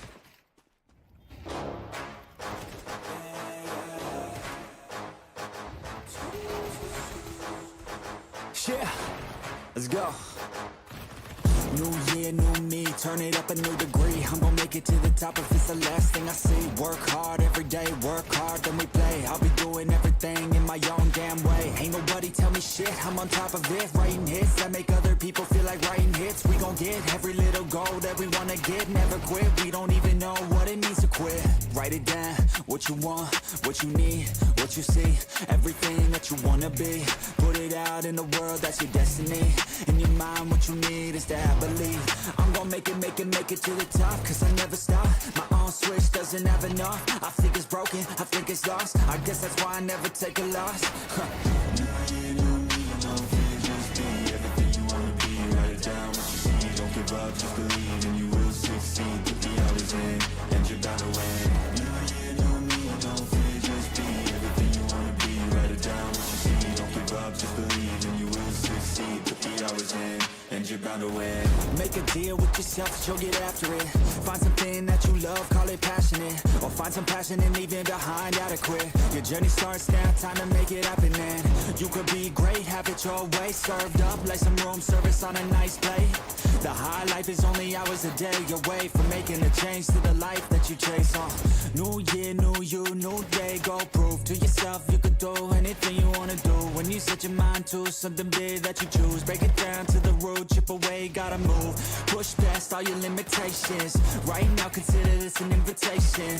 Make your worth go up like inflation, and start chasing your dreams, stop waiting. New year, new me, no fear, just be everything you wanna be. Write it down, what you see, don't give up, just believe, and you will succeed. Put the hours in, and you're bound to win. New year, new me, no fear, just be everything you wanna be. Write it down, what you see, don't give up, just believe, and you will succeed. Put the hours in, and you're bound to win.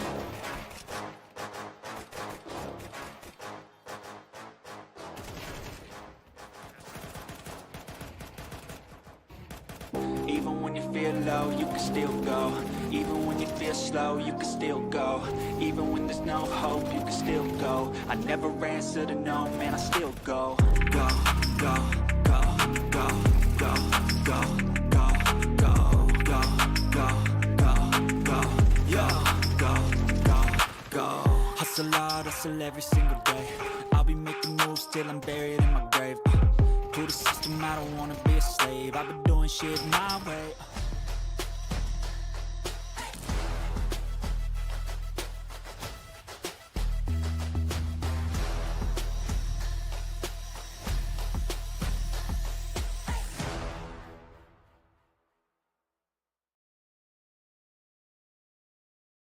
And after we have seen from the start there, Oxen were able to find their own game, were able to find their own map, Puffo, and they've gotten over the hump of the Dust 2.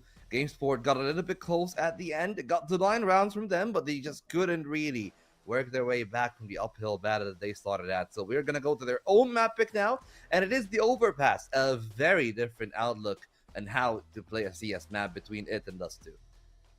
100%, and well, for GameSport, if I were them, I would really want to secure Overpass, because if they don't, and it's going to be Oxen taking over this map, we're going to be able to hold series point as well. And you don't want to be going in relying on a reverse sweep. I imagine that's what GameSport don't want. Again, as much as we saw that they can really stress out a couple of 3 bursted rounds when it comes down to stressful moments, as on Dust, going for that in the long run maybe can look good, but the result will always be the same. In general, though, map number 2, Overpass, completely different. I imagine both these teams, their tempo has been reset as well while we had this break, so we're going to be going into this a bit more fresh and with a new tempo, a bit more CT-sided of a tempo, as I now get to only wonder who's going to be able to start things off. This is GameSport's pick, and I imagine, or at least I hope so, I'm just going to take a look. Oxen is 2 CT, yeah. Okay, thank God. Okay.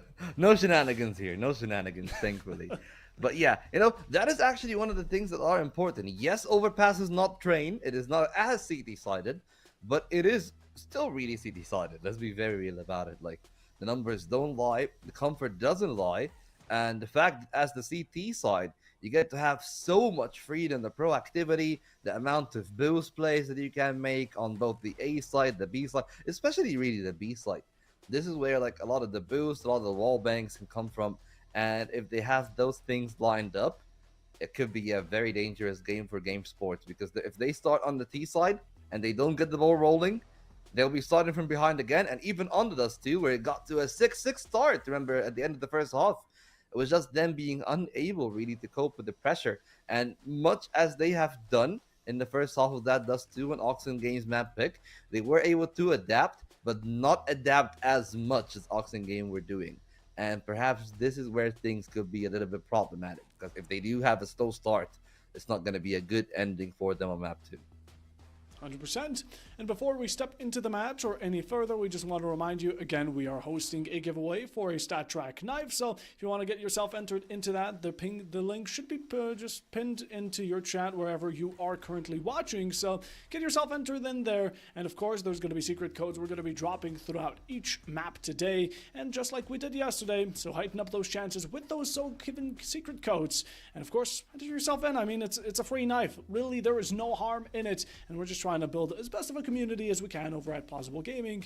But now, to not waste any more time, I think it's about time we start the action into map number 2 as Overpass awaits. We've seen map number 1, and now it's between Oxen trying to secure themselves series points and, well, GameSport trying to turn this into a best of 3.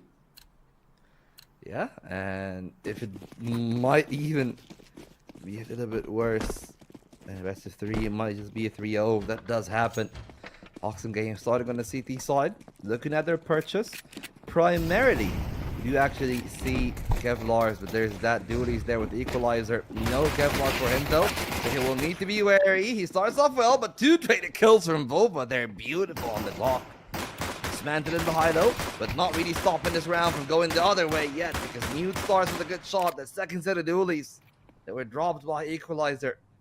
They do their job, and now it's Vova and Rio in a 2-on-3 with a player there being present at heaven. It cuts off so much of the sight lines, but instead of staying there, it's some worries about Insidious. He doesn't really want to put too much pressure on them not to lose his own life. A minute on the timer, Buffo. And with Rio only being on that 8 HP figure, they gotta be careful. But with Buffo finding that kill, suddenly there's a world back into that one. He's already on for a hat trick. Probably will be looking for more. The bomb to be planted, leaves them occupied, leaves that kill being able to be found, and they turn around. It's Rio against the world now. The 1-on-2, low on health. It's easy for the duelist if he's out in the open. Good attempt from GameSport, but Oxen Game, according to the CT tradition, will be able to kick us off again. Real good job from you here coming into the first round, and especially in general. GameSport got it quite evened out and close at a certain point, but Rio being on such low HP, preoccupied with planting the bomb down. And left triceps in a 1v2, even a 1v1, which Mutant was able to engage and overtake. With the first round not being set, it still leaves GameSport with a decent enough economy to buy themselves 2 rifles and 3 SMGs, so they can definitely put up a fight, set some of these players up close around corners where Oxen Game don't expect them, play aggressive, and honestly, it can be doable, just low chances. Up on these tunnels side, looking to hold down anyone pushing into waters, but gets sent right back to where they came from, while in the meanwhile, Alone falls, Barar there as well, and an absolute bloodbath as GameSport are now taking initiation towards toilets. They get themselves huge round, the site is completely left open, but the second equalizer steps on it, it's going to be denied in the moment, and GameSport for another moment are set and stood at bay. Well, perhaps not for long. They're trying to find a backstab there alone, but he's going to be too little too late to the party. An equalizer trying to beat them to the punch. Not ready for the player peeking, but neither was Glebka there on the other end. Now it's back to a 2-on-2. The door is open. The Mac has already done some damage. Jagarin knows where they're coming from, and he's going to be able to find that kill. And it's all left to equalizer. Will another conversion be denied? He's in the site itself, looking to find something at Monster, but they can hear his footsteps as clear as day. And they have the setup, they have him countered, and Red GameSport denied a conversion from Oxen Game. Real amazing work again. They went toe-to-toe up close, and SMGs really found themselves the value they usually tend to work off of, and thrive they did, because they also get an upgrade on guns. We see people already upgrading into the AKs, fully stacked with rifles all across the board of GameSport. An Oxen Game, on the other hand, set back for a moment on the Rico, still forcing out the buy with a couple of Ds, the MP9 being the standout gun. Now that's going to be enough to stop GameSport, because, again, that previous round really was phenomenal. Yeah, well, right now, stat line is dangerous because Oxen Game still have enough bite. Even if they don't really bear their full fangs in this round. That's why I really like GameSport trying not to overdo it, but they almost actually get caught on the other end. Thankfully, Glebka will take down alone, and the rest of this B side take should be pretty easy, and it will be as such. GameSport still continuing to be competitive, but Oxen Game now, with their conversion denied, they are going to be the ones in a bad position. Forced up on this one, they're going to be losing it. Probably losing round number 4 as well. And then they'll have to start anew for round 5. Hope that they'll change their play. So the good thing from the way that the GameSports are playing there here, Bob, is that, not really that much that they're showing. They're not really showing what they're going to do in the gun rounds. They haven't done any executes. They haven't done anything that is really intricate or that could be countered later down the line. They just ran through and they found the round. 100%. And again, they find themselves round over B, where most of the entries can be held from a long distance. Oxen Game being on those pistols, and again, low guns. Definitely something less than what GameSport had to offer will force them up into the save. Pistols back in hand. Alone and Equalizer out on a Zeus, so it'll be definitely interesting to see where that's going to be heading, or if it's able to find any value in general. Like you said, round number 4 doesn't seem to be the most plausible here for Oxen Game. Still go, oh, what a tap from Triceps to find Mute as the opening here. And a push down. The Zeus is going to be able to find its value. Alone came out with a shocking surprise, and Glebka falls to it. Nice little EQ between the two, and an upgrade for Alone. Yeah, it's a pretty good position.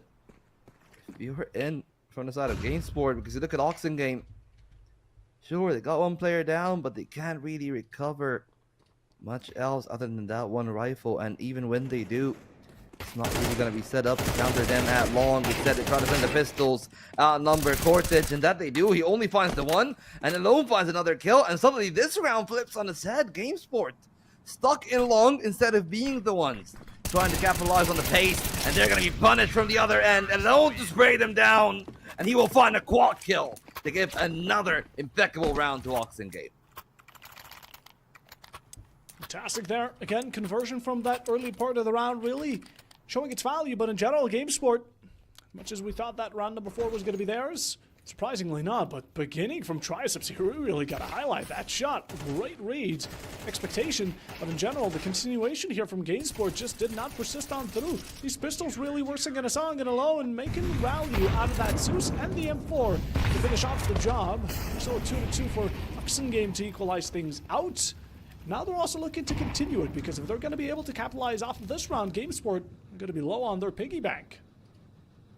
Yeah, right now, both teams are left in, I guess, peculiar position. It's a lot more stressful if you're in GameSports. Because they've reset their loss bonus, but they might get the timing on A-Long this time. The HE softens them a little bit more. The flash dodge, the M4 does not spray as well, but Insidious still keeping this one even. 2 for 2, equalizer going down. Does not bode well for Oxen Game. Their rotations were very slow, and they might be getting punished for that. The first HP is in, and the player at truck is going to be able to find the one. Cortez caught in the reload, but he's got support, and they're going to bail him out. And GameSport are proven that Oxen Game has only been a mere bump in the road for them. They put the third on the board, and now this gets a bit tricky, because you have the money to buy an equalizer alone in Insidious, but if you do, what will Mutant Barar be purchasing, really, is going to be the question. That's a good question. That is a good question. I mean, Oxen Game here, 3 players, real solid. 2 of them, hoping that they can find some better guns off of the dead corpses from GameSport players. Again, only a matter if or when. Meanwhile, though, CT side getting a bit aggressive through the smoke. GameSport tried to shoot a couple of shots back, unsuccessful both ways. And given headspace to both of these teams, now they try to find things out a bit more patiently. Some of these players, again, Oxen Game, are really have set themselves into this B side and are waiting for GameSport to just walk in on them. It has been spotted a couple of times. Smoke right on through Monster to secure yourself that extra step of security so you don't get swarmed down randomly. Did it? Oh. Yeah, I mean, the CT smoke missed, yeah. Oh, yeah, the T smoke didn't bounce off, yeah. So that's problematic, because now Oxen Game might think that they're actually a little bit further behind where they're from. Now, as you can tell, Barar, Steph's stranded. He only got an eagle, not a lot of support. And Equalizer has to be occupied with Short, which already there's a player that made his way through. And GameSport setting themselves up for the execute. The 3 players on A, not on the correct side.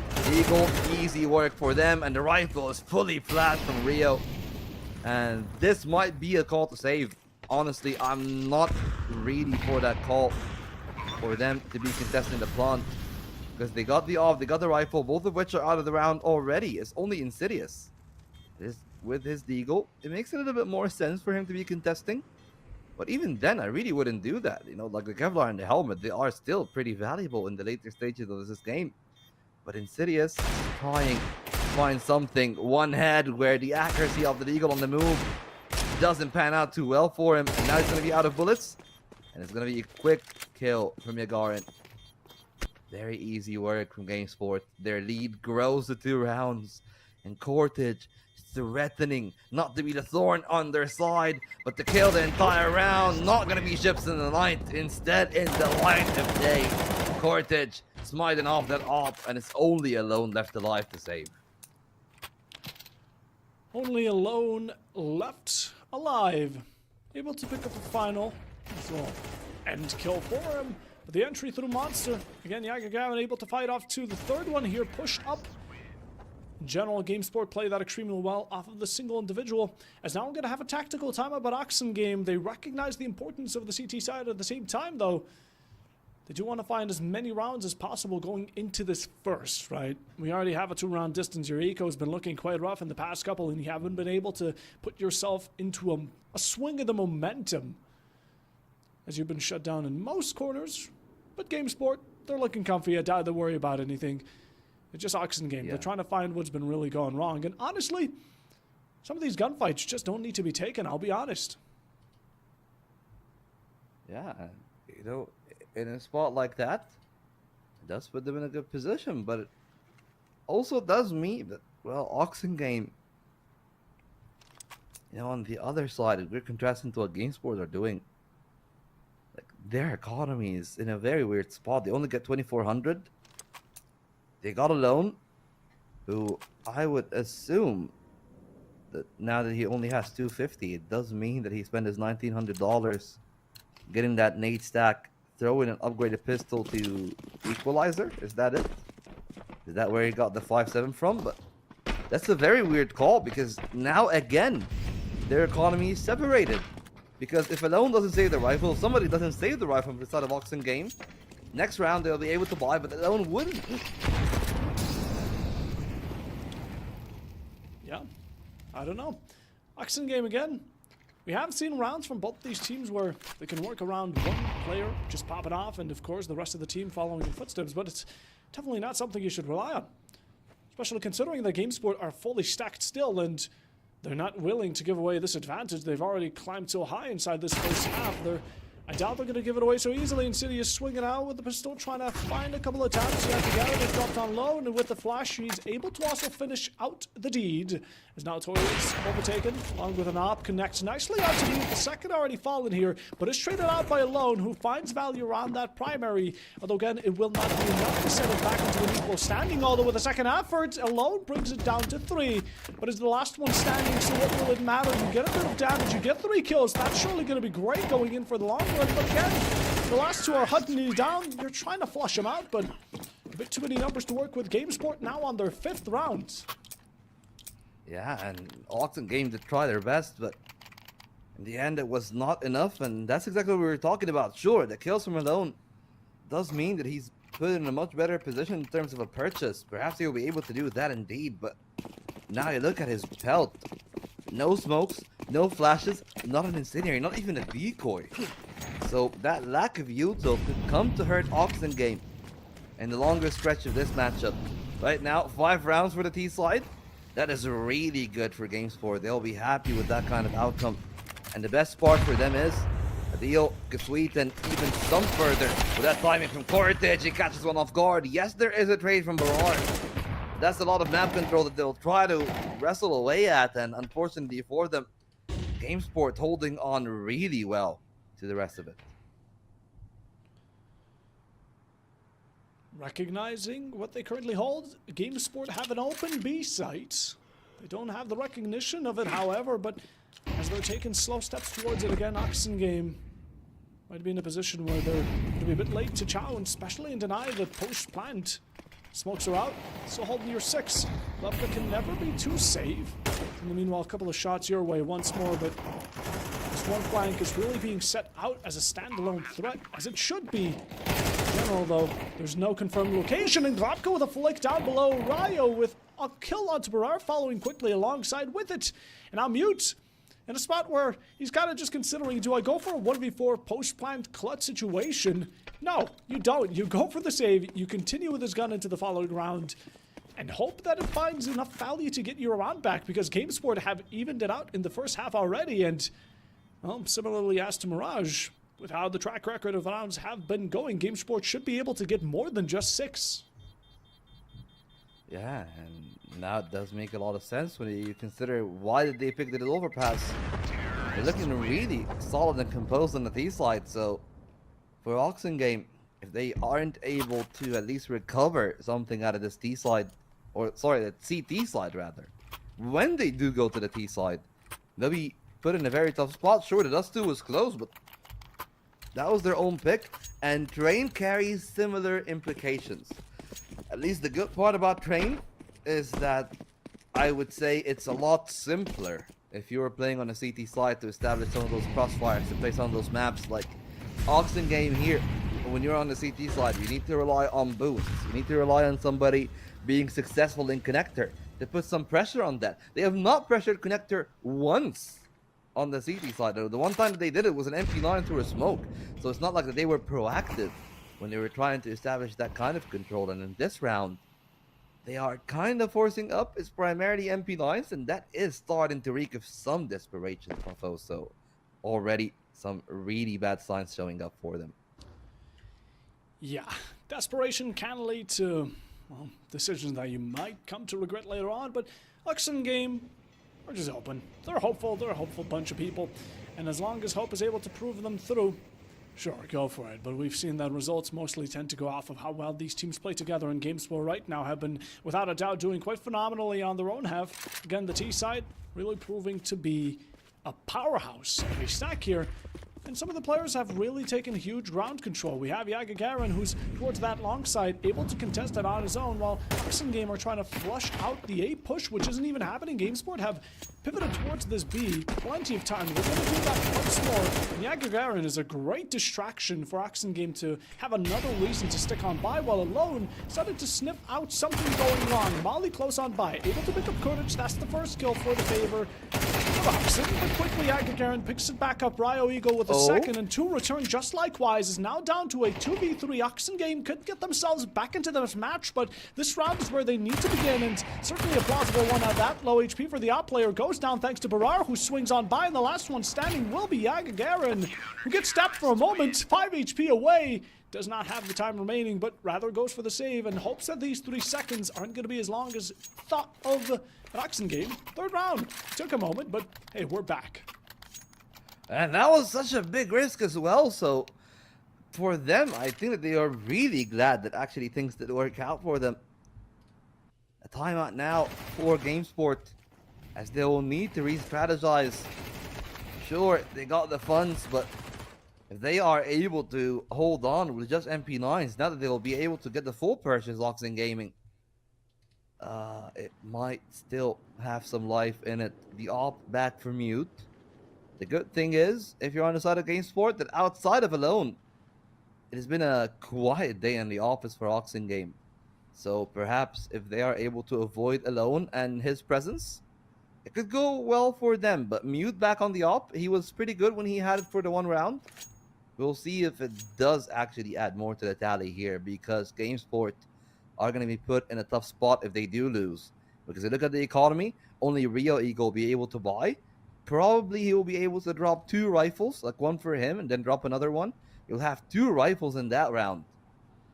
But if you do decide to go for that, again, you're pressuring your economy. You're trying to play for all 12 rounds. So I wouldn't assume that that will be the case, because if you do that, round 12 comes along, Ryo wouldn't have the funds to buy. So most likely he's going to be the one buying the hero rifle in case that they do lose. But right now, you're not thinking about that. You're thinking about how to change the perspective. Big numbers on the B side. Perhaps the rush through the smokeout monster is at hand. Lupka sitting inside it. Barar on the other side of the tunnel. Waiting for GameSport to try their best. Just spraying it on down through Alone, but it goes against him as Glumka shuts down both. And Oxen Game's aggression has been put to rest in an instant. We're hoping that Equalizer is able to shut some of these down, and your bomb carrier is jumping into the hands of Equalizer, who takes him out. Now it's going to waste an extra second for you to get it down once more. On the meanwhile, Oxen Game still trying to break through this line of smoke. Give themselves a bit of vision and a kill alongside with it. The op isn't going to be connecting, but now with the smoke gone and the bomb not set down, it is left with Mute in a 1v2. Plausible to say the least. HP won't matter. Again, he does carry the gun that is able to one-tap, body-tap anyone, and committing to the stick. Both players holding each other's backs and just trying to establish this cross. It's going to be the best thing you can work around with. Yet again, the op's biggest disadvantage is numbers. Now you pick up that AK, you're able to find one head tap, and the last one standing has an op themselves. So as long as Triceps does not miss, he will not disappoint, and GameSport will be able to lock down the 7th round. Yeah, I got a dicey there in the end, but again, just as I've said before the timeout, I feel if Alone doesn't do all the work, it's not going to be enough. Like, really, it should have been a kill there from Barar, but unfortunately for Oxen Game, their individual level that show the did show on the Dust 2 is not really translating that much here, Popo. So now they'll have to re-establish their play for the final round. We do see a few rifles and MP9 of Hamas as well. Not that much shield though. That leaves the door open for Cortage, who finds a pristine opener. Brute Force through the site. 2 kills, and that might be the round then and there, but there is still a little bit of nuisance. It might be more than an equalizer. It might be a round steal, as Equalizer is set in that position, finding a kill, finding a second. It's Targaryen in a 1-on-2 now, both of which are hurt. The Gagarin will need to do a lot more. Only a smoke in his hand, a minute to play for.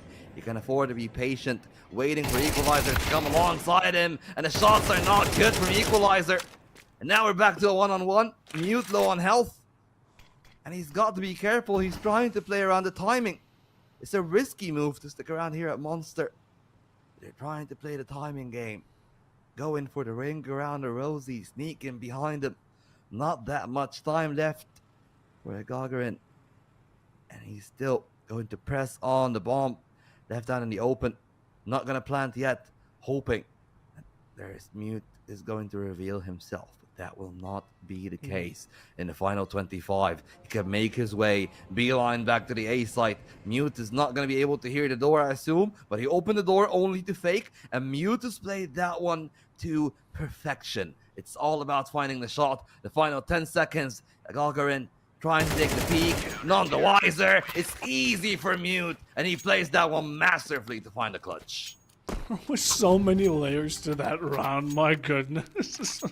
Equalizer on that end stage, not only did he whip those shots, but there was no need for him to try and push up that once more. I mean, such a risky play to put yourself in a 1v1 that ended up being lost, and all the burden carried by the shoulders of Mute.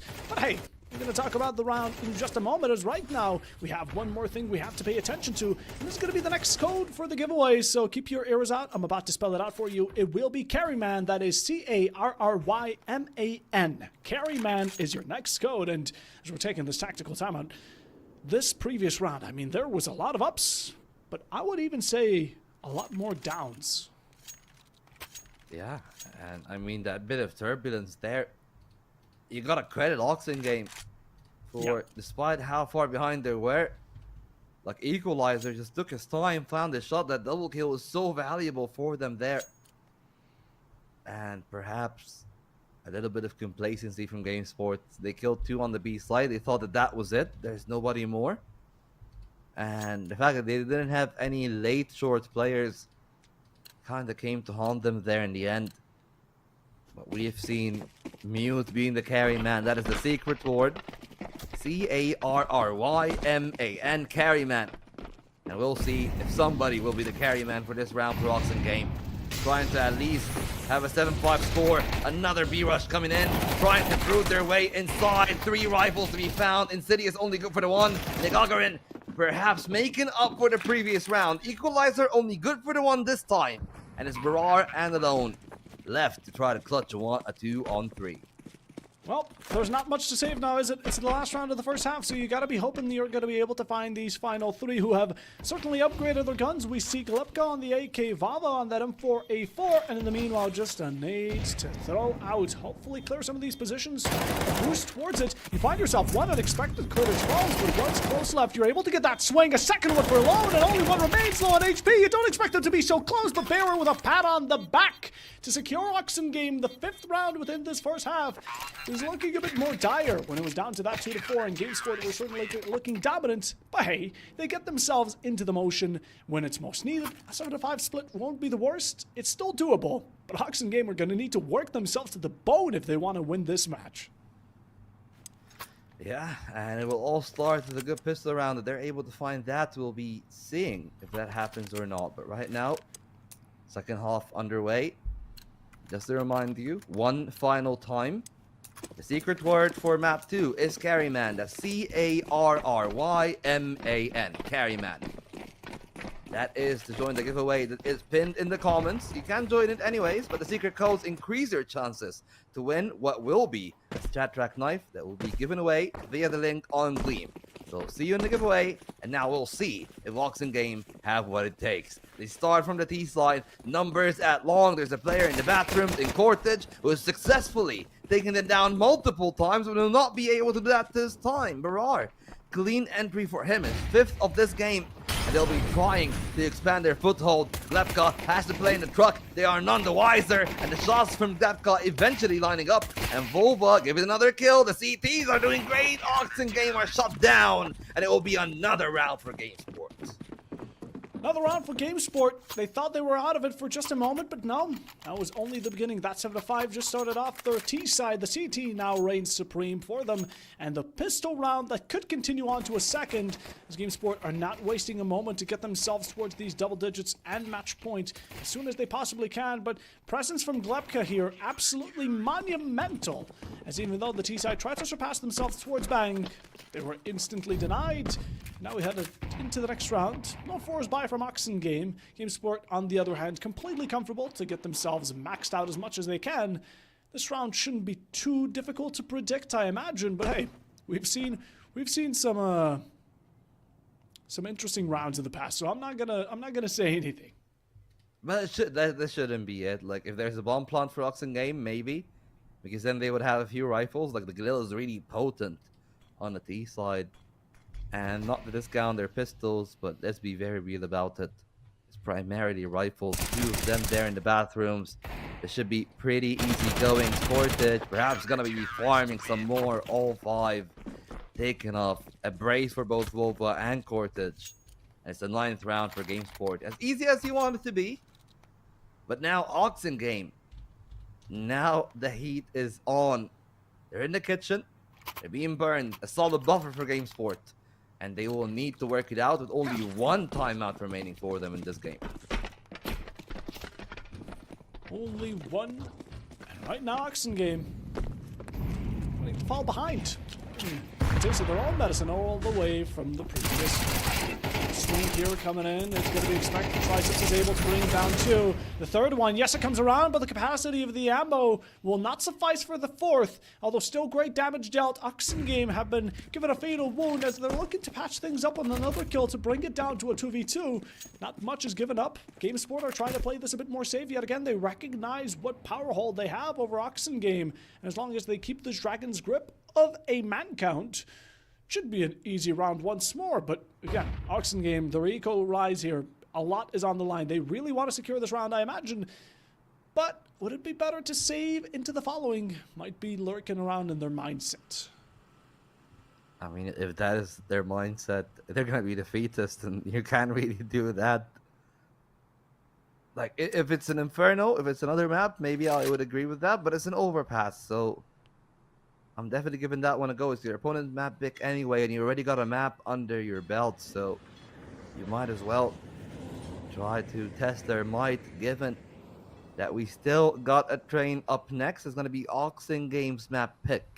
They'll be starting on the T side there, so they'll need to figure out how to fight those uphill battles. The ones that they'll be given here again. Cortage, initially not ready, but the recovery is of the highest caliber. Alone on 15 points of health, and Cortage just sinks in the alley-oop. It's double digits for GameSport.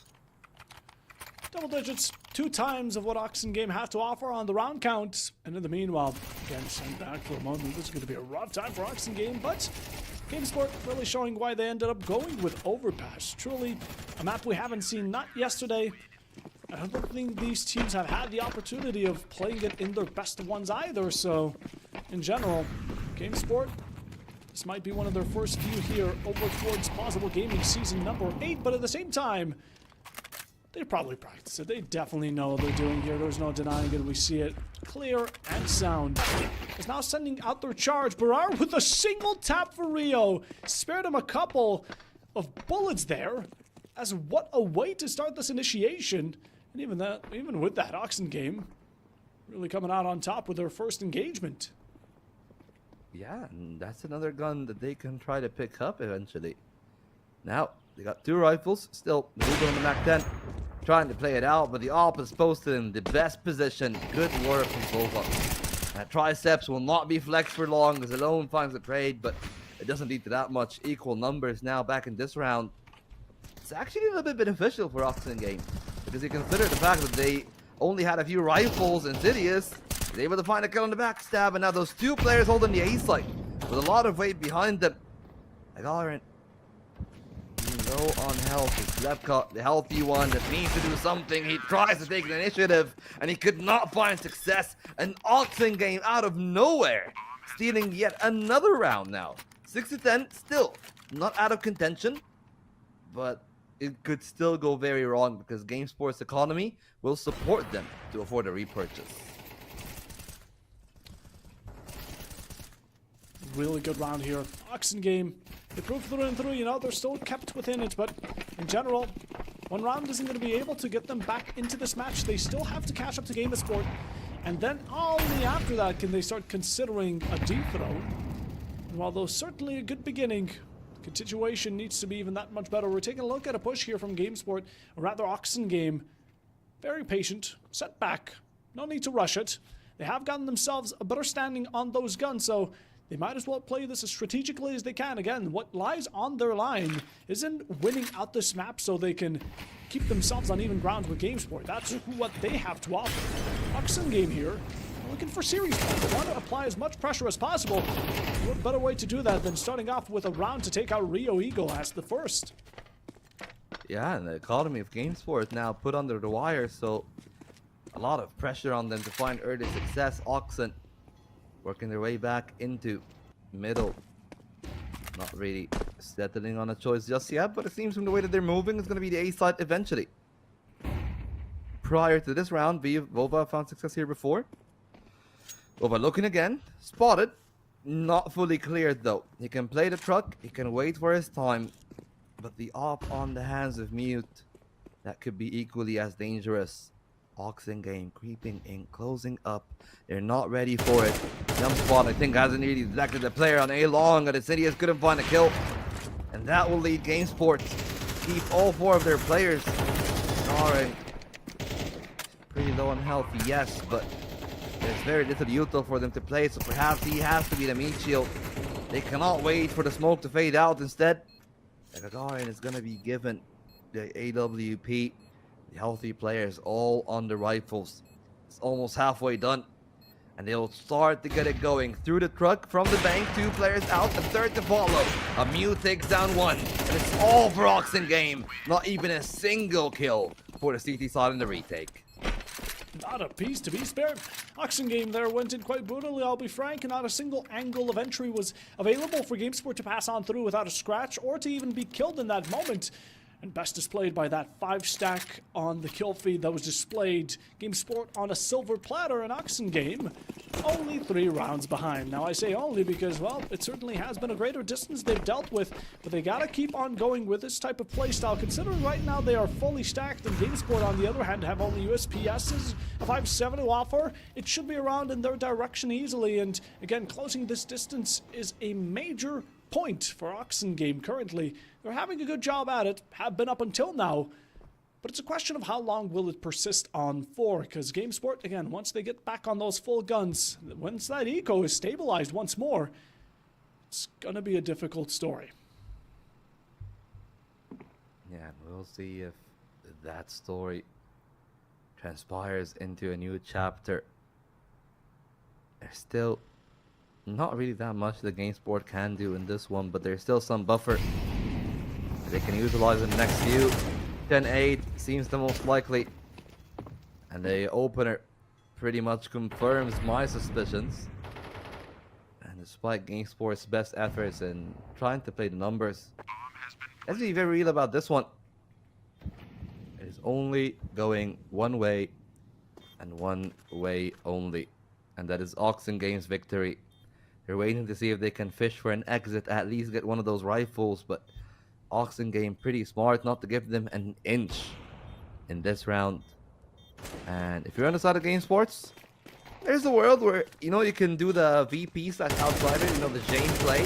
Don't even give them the kills, but instead, they are going to try to contest, which almost ends in a kill there. Low HP on alone, but he's got support, and it's going to be pretty easy for them to take it over. Similar result as to the previous round, different circumstances, but Oxen Game As a result, that matters most for them. That second round going right beneath their pocket or right beneath their belt will prove to be quite useful. Now, we should take a look at Game Sports here, who have themselves 4 M4A1Ss. Utility a bit lackluster, and that's not something the CT side should be relying on, but thankfully Glepka has traded out the FAMAS for a bit more on them. Again, early game might be a bit more easy to work with, but once Oxen Games start really putting everything to test, it's going to get difficult, and grounds may be uneven. As at the spot, you see that boost, you see a player towards the tunnels, the short ones at that, and a shot right whizzing past the head of Yaga Garen. Could have been a close one, didn't end up connecting, thankfully. You boost yourself up once more, even further down the line to get an easy shot, and you do so successfully, as Equalizer will be the first one to take the fall. It's one player less, Oxen Game, a slap on the wrist, but again, still very doable. I think there's some irony on your deficit being the equalizer. But hey, there's still more in this game. Metaphors that could be found. Sound made by Mute, and the shot from the op is beauty. It can bring back to your ear some joy, but the joy will continue to be for Oxen Game. They keep this game dead even. 45 seconds on the timer, and a massive one from Alone. Now, the rest of the retake will have to be separated. As you can tell, Kurtage working his way from a completely opposite angle, but the timing there from Glepka, that could have been very valuable. Damage on Alone, damage on Mute. The flank is in, but Barar holding it pretty well. And Kurtage will be the line. And that is probably another round for Oxen Game. Now they're starting to get into some dangerous territory here. If you're a fan of Game Sport, the buffer is gone, Buffo. It's one round only. And this round probably not going to last that long because they're going to be back to broke afterwards. Yep, they're not going to be looking good financially into the following round, and Oxen Game are surely going to be there to reap off of those benefits.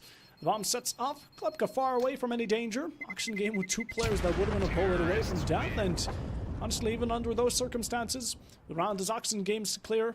Easy entry onto A. They got themselves good contention towards Bathroom, and honestly, GameSport were given enough time. There was one player holding over towards Bathroom. I can't necessarily call it out. It was Rio Eagle, and yet another. There he is, the man, the legend, Vova Triceps. Those 2 players could have given GameSport enough time for the entire roster to start crunching on towards site, but the communication didn't come through well. They weren't confident enough, and even then again, guns were a bit lackluster. As we go into this next round, GameSport now taking a tech timeout. Glepka carrying over the FAMAS. A second one shows itself on Kurtage and going into a full buy, trying to deny Oxy from the equalization. Yeah, well, I don't even know if they can do that. That is the scariest part about this, and it's still a very, very young night here. You've only seen it us 2. Oxen Gaming were able to win that one, 13-9, remember? And it seems that at the bare minimum, it's going to be another 13-9 here. If we see GameSport take over each and every other round from here on out. But let's be very real about this. They're not walking in this round the favorites. They got 2 FAMASs, yes. But pistols and everyone else, only a single helmet. And Vova electing not to even get Kevlar. Perhaps in hopes that he will be able to get the AWP on round 21. For Oxen Game is the complete opposite. They got money in space. They are pretty much set until the end of the half. And they are setting the stage in the right tempo. An opener from Barar, who was pretty quiet on the first half. Now he's completely found his form, almost going up to a positive KD. An important one from Equalizer, because while being fully flashed, he still was able to find the one. And, you know, usually that should have been a free kill there for GameSport. Now they still pay the price, and they are still down in numbers afterwards. So it is. Rio up close with his pistol again. Could be dealing some damage. A tiny bit. Any kill would suffice. Trying to find the bare minimum of value considering what you're up against, but Oxen Game have started catching wind of your presence, or maybe just a bit of a tingle, a bit of a sense. Rio gets away with one. Cities falls, and they still haven't cleared him. He was just standing there. It seems both of these teams were blinded in the moment, but now continuing forward. One is stuck on these bathrooms and doesn't seem to be able to get out. Mew just walking into the gun, or rather Alone shooting him in the back, dealing major damage, and now pushing forward, leading towards the last one standing, trying to limit himself out with these smokes, but Alone has a lock on. Oxen Game have now equalized out the score. It is 10-10. GameSport saved up just enough money to go for a full buy now, actually. And, well, hopefully this is going to be theirs to carry, because otherwise, Vault, it's going to get even more concerning. Yeah, and if it does indeed fail that test, that is going to be a very dangerous part. Now I go to the tie. Purchase there from Game Sports. The AWP in the hands of Vova. Intrigued in where it will go. It is posted in bathrooms, but a little bit more defensive, which does mean that Oxen Game could indeed skip through and go towards long, where Rio is going to be tested against everything, but the jump spot relays the information. Now they can retreat, slow the pace down. In those early, like 15 to 20 seconds, they've made good moves. But Oxen Game are not relenting. And this opener could be very valuable. They rediscover the position of the AWP, and they're trying to give it a peek. Mute in the angle, not detected by Rio, but neither is Rio by Oxen Game. This could be very dangerous. He doesn't see them. Only we have the hindsight of the X-ray. And this bit of patience is palpitating. The bomb is there, the barrel spotted, the kill found by Rio. And a solid trade from Insidious. Thankfully, no other kills from Game Sports for the side of Oxen Gaming. They are lucky that it only is in a 4-on-4. But Insidious is down to 26 health. And now, with 45 seconds left on the timer, it does feel that the only real option that they have is either they move right now to go back to B, or they'll stick back to the A site where Vovo will keep taking heads. Keep taking heads. Insidious falls quickly after the position of equalizer, setting in an extra stepping stone for a possible second route on GameSport and where they want to take this A site. And look at GameSport. They're trying to take over B. They think this is a rotation, but Oxen Game have successfully fooled the three of them. Not fully. One is still trying to second guess himself and kind of in the mid-ground, but with the utility coming out, should be locked down and dusted, confirmed where the push is going to be coming around. The plan should be stuck on through. Yes, he's still going that way. When exposed right by the edge of the smoke, the barrel gave him away, and Gagarin will fall due to that. It's now equalizer with one. Triceps doesn't have the line of sight to be able to contest any of them, while Oxen Game, thanks to these so-called smokes, they're able to take position, get themselves some wiggle room to move around and establish a great crossfire. Nate sent out, Kurtage and Glopka are low on HP, so they really want to be cautious of how they want to go into these gunfights. Aligned nicely, there's one for equalizer. Not trying to take the second, but does so, however, and finds a second as it's all left down to Vova Triceps, his op and a hope. By the way, Triceps has been doing phenomenal up until now. 21 kills on the board, but will not be able to lock down this round as Oxen Game secure it and take over the lead. This is not looking good. Yeah. Here's the thing, as good as he has been, somebody from the side of Oxen Game has really been able to match up to his stallion alone, and the rest of the team have finally woke up. It was a matter of a sleeping beast, and it seems that finally Oxen Game have awoken. Despite all the good job that we've seen from players like Cortage, we've seen from Vova on this one, it might not be enough. Unfortunately, we can say that, oh, a team is as bad as its weakest link, but right now, they've been an okay team. The CT economy is unrelenting though, and they've tried to invest up as much as they can without, I guess, the right way, I would say, jeopardize anything in the next round. But that does mean that it is probably going to be a win here for GameSport. Nade on the money. Gagarin still low on health, on half health rather. So it should be easy for equalizer. He knows where he is. He jiggles the angle, no problem. The rest of the team working their way through Monster. Easy shots for Barar. A few from him in this round, and Glebka, good for repairing, still good damage, but will not be able to do much more than that. It got a little bit dicey there when the off shot missed from Mute, but Alone is able to hold down the line, and now it is match point for Oxen Game. Yeah, for just a second, Glebka was given that 1v1 potential, and it could have went very south, but not picking up that opportunity. You know, like you said, match point for Oxen Game here, and GameSport will be taking a tactical timeout just to refresh their minds. Consider out the options, right? In this game, Oxen Game don't really have much of a chance of losing their eco any longer. We have only 2 more rounds remaining, and some of these players are passing 5 digits. We have 10Ks, 11Ks in general. GameSport, on the other hand, they can't let a single round pass on by. So it's going to be make or break for both these teams in these 2 final rounds. And in general, GameSport, they slow down the tempo. They get both these teams on even ground once more. But Oxen Game, again, the amount of danger they hold in their hands if they will be able to clutch out Overpass. Not only go onto their own map, but at the same time hold series points. There's a lot on it, and even more so here for GameSport, who needs to deny it. Yeah. Well, we'll see how things would work, though. They got the buy, though, Puffo, so... You know, if there is a world where we can say they have the tools, and they cannot blame their tools, it's this one. M4s across the board, opt for Vova.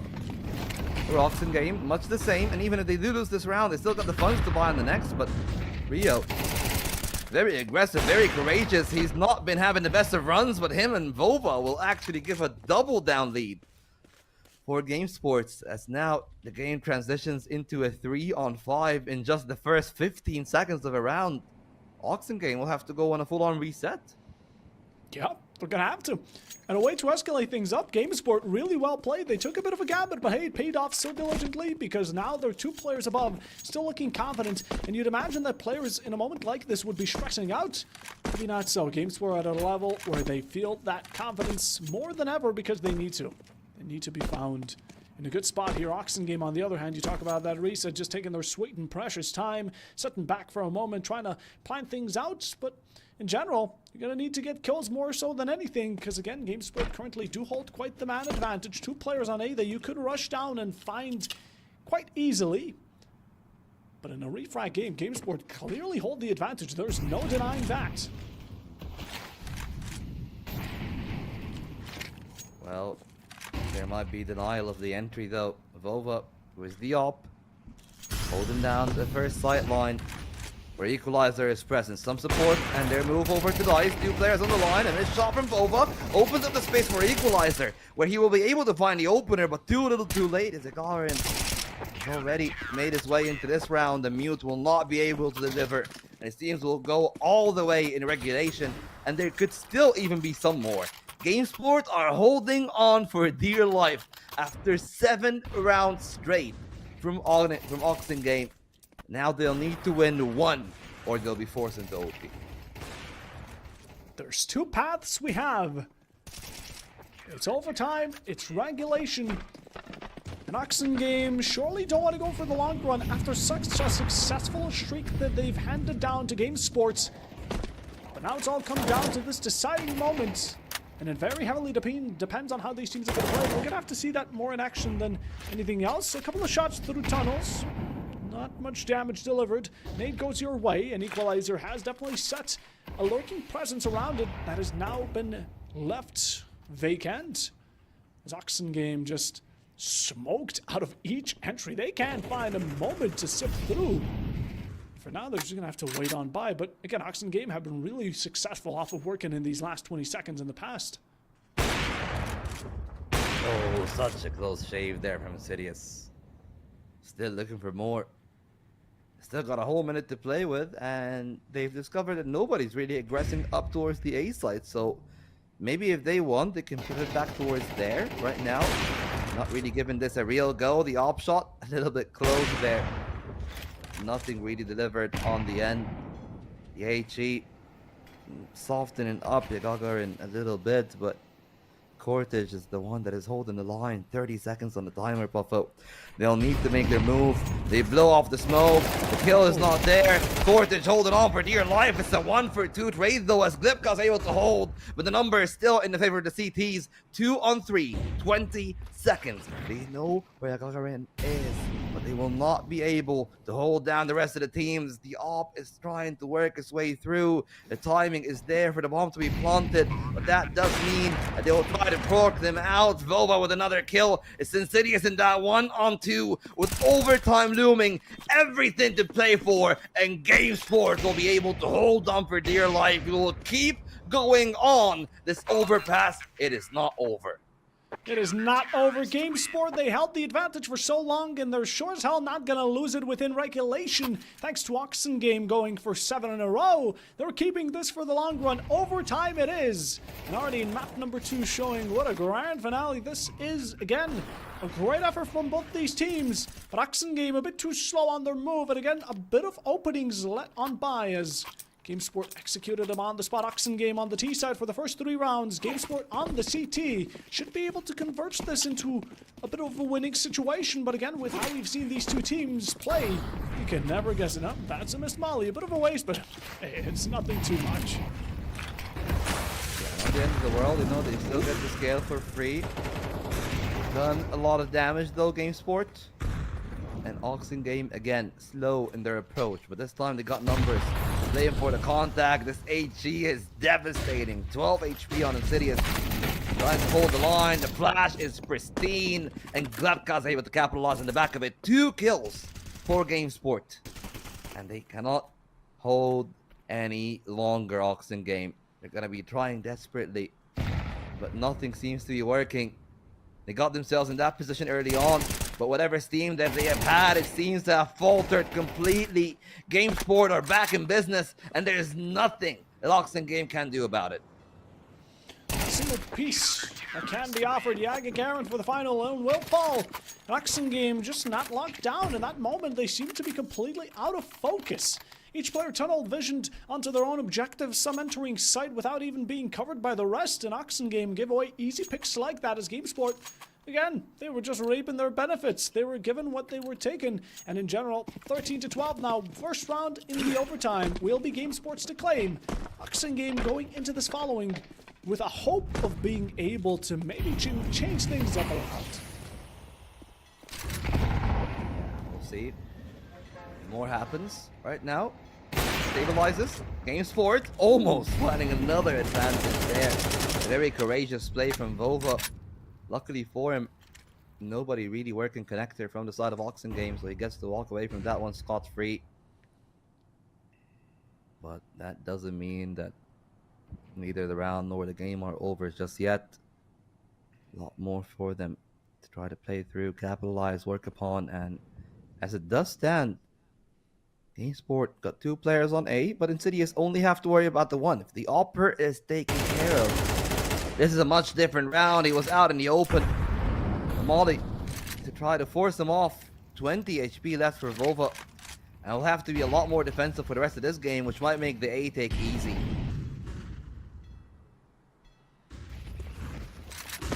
Sounds for both these teams as Oxen Game are now looking to initiate onto site. Rio Eagles able to find Barar elsewhere, but Alone strikes on back just about as quick as now taken sight. Equalizer with a second, and not equalizing it out, but rather changing things about as Kurtage does find Mute as well.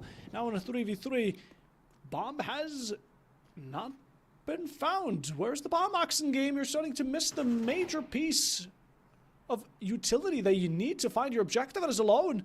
Finds to go on to Karen, catches one off guard, but you're looking in the wrong direction Alone, and you've left yourself isolated and open for a kill. Dropping down from heaven, trying to find this one on sewers. Will be with the power of friendship that Insidious catches us, and using his teammate as a bit of a bait. Last one running up on and above, and high ground doesn't always mean an easy victory. But Oxen Game from below, final 2 claimed.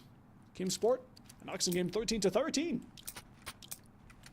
Yeah, well, at least Oxen Game still showing some signs of life there.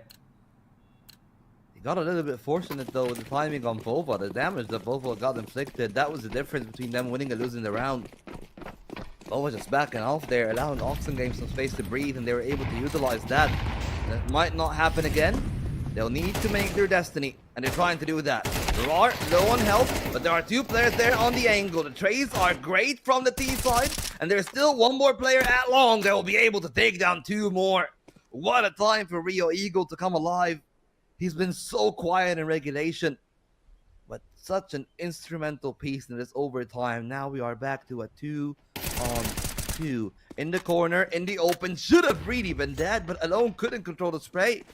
And now it's all down to Equalizer to try to bring this game together. Try to bring it all back, connect the dots that are missing, and find those puzzle pieces. But Equalizer, there's 2 missing, and they're even hunting you down. One of them carries quite the gun, so you might be scared of it. And Rio Eagle right around the corner too, on playground, just waiting for you to step into his line of sight. While in the meanwhile, does have the bomb now, gonna instantly evacuate himself towards this B site and has the perfect opening. A nice little gap in the site to do so. GameSport recognized the threat that he is and will pull out the knife just as much as Equalizer is currently. Sprint on towards B. Will they be there to deny it in time? I don't think so. As still some utility remains, going for the default. One on back, one in front. Equalizer has been sandwiched out, and Tricep just able to find that chest shot to finish it out. 2 out of the 3 rounds in the first overtime, won by GameSport, just to find themselves a bit of leverage. Yeah, and that's the first half. We'll wait and see if Oxen Game are able to have a better CT side than what they've shown in regulation. Because if it goes to the same ratio, if it's another 2-1 for GameSport, that is it. That is over. A lot of the pressure now lays on Oxen Game.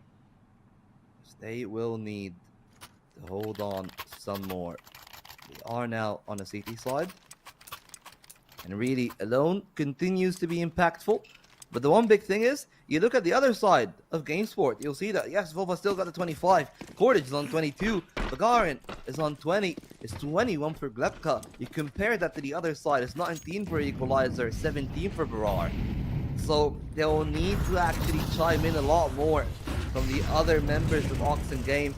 They'll have a chance because Cortage, oh, look at how far he's gone. That is very dangerous. But terrifying. 2 of the GameSport players, again, really deep into their push already. Oxen Game don't seem to have a clue about it. Jump peek over that boost just to find yourself no information, as Courage has slipped on by, and Oxen Game, again, they don't have much of a clue about it. Flash is there. Does seem to be shut down, but that's all a distraction because GameSport are right now focusing their attention of pushing themselves towards this A site. And again, Courage just doesn't get spotted. He's in the perfect position to cut some of these rotations, and in general, lurking players around B that have no clue about his whereabouts. Well, still unaware. Trying to at least get some extra information. Mute in a dangerous position here. This could be a make or break for Oxen Game. As they try to expand a little bit more, they know where the execute is coming from. Mute is playing ahead of the util. If they are unaware, there's a position for a multi-kill. A missed shot from Insidious on the op. And Mute holding on for dear life with Alone. 3 kills between the 2 of them, leaving it 2-on-1 in their favor. And it's all down to Vova. With a bomb on his back, switching to a rifle. At least the digits are punched in. But he gets softened up for the rifles. It's enough for a single shot headshot for either of those M4s. We'll see if they're able to deliver. They close in. Isolating the one-on-ones is Vova. Looking for the second one on Dice. He's trying to do the damage, but it will not be enough. An Oxen Game starts off on the right foot. We are back to a tie game. We're back to a tight game. Oxen Game working the best they can on the CT side, while GameSport a bit troubled in the moment. And again, as much of an Armageddon that unveiled on this A site, it was Oxen Game who ended up taking the majority. Jagger initiated this push, but again, it was just the consistency between some of these players, the communication that came on through as they were able to prioritize the correct picks that came out in the swing of the moment. Oxen Game, after a victorious round, now taking a tactical timeout once more, having a bit of a chat. They got a successful round. They want to keep it that way going into the following, because then they're going to be holding match point once more. Or rather, for the first time. No, would it be once more? They were the ones holding it earlier, right? Oxenware. Yeah, right? Oxen. Yeah, I think so. But yeah, in general, they want to get it again. That's the main point. Well, we'll see if they're able to get it again or not, because funnily enough, all of that rests in their hands more than anything. They played okay for that opener. They got a little bit fortunate though that Mute and Alone kind of held it down together, because the missed shot from the op earlier on, that was the big problem. I mean, Mute has actually gone off the op, which is something that you don't really see. But apparently that does mean that they don't really have any true dedicated opper. It's just that they have people that like playing the op on specific maps. And right now it is Insidious who is not doing the hottest. But we'll wait and see if there's more to this game than just the op. For GameSport, at least the good part about overtime, they don't need to worry about their economy, don't need to worry about the guns, but what they will need to worry about is how they approach this map. Very slow again towards the A side. Early presence from Cortage. Previously, they didn't do much with it. This time, perhaps I'm expecting some more, but nothing other than some chip damage onto Equalizer. And GameSport slowing down the pace. They still got a minute 20. And if they earn the bathroom controls with it at no cost on the other end on B, that is a pretty good default, you gotta say. Yeah, great deal here. GameSport can really work off of it, but again, Oxen are very tunnel visioned on this B, always have been. And unless they're going to realize that the threat still lurks above, might be caught off guard into it. Yeah, Oxen still trying to be a bit more cautious for players. If it all goes wrong on A, they can still go for the retake as much as they can.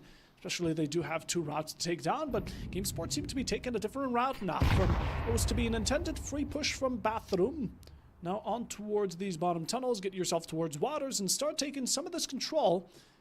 But Oxen they've been just steady on this B. They've been ready for it. Some of the players also starting to back off down as the push comes on in. First kill from Mules against him. Equalizer following along. Barar for the third, and it's all gone wrong for Oxen as they only have 2 players to offer up. One of them on an up. Alone secures Glepka, but that will not be even close to what they still need to secure themselves this round. A bit of push and dag. Oxen currently sitting back, but not much of a push forward. There's not a resort or not much of a chance they can be found that they can find themselves in order to win this round. Rio Eagle puts another one to the grave as Insidious given a final statement alone. Last one just a lab for the slaughter in GameSport. Now they hold match point. Yeah, and this is the final round. Would it be exactly as we've seen on the first half of the OT, though? 2 rounds for the CTs, 1 for the Ts. That is yet to be known. GameSport still got their own timeout. They're going to be using it right here, right now. If there's something good for Oxen is that their economy is good. They don't need to worry about that. If there's something bad, though, for them, is that the early control from Cortage, the fact that it is completely uncontested, it is ruining a lot of their early control. Like, you see the way that they had to play around that B execute?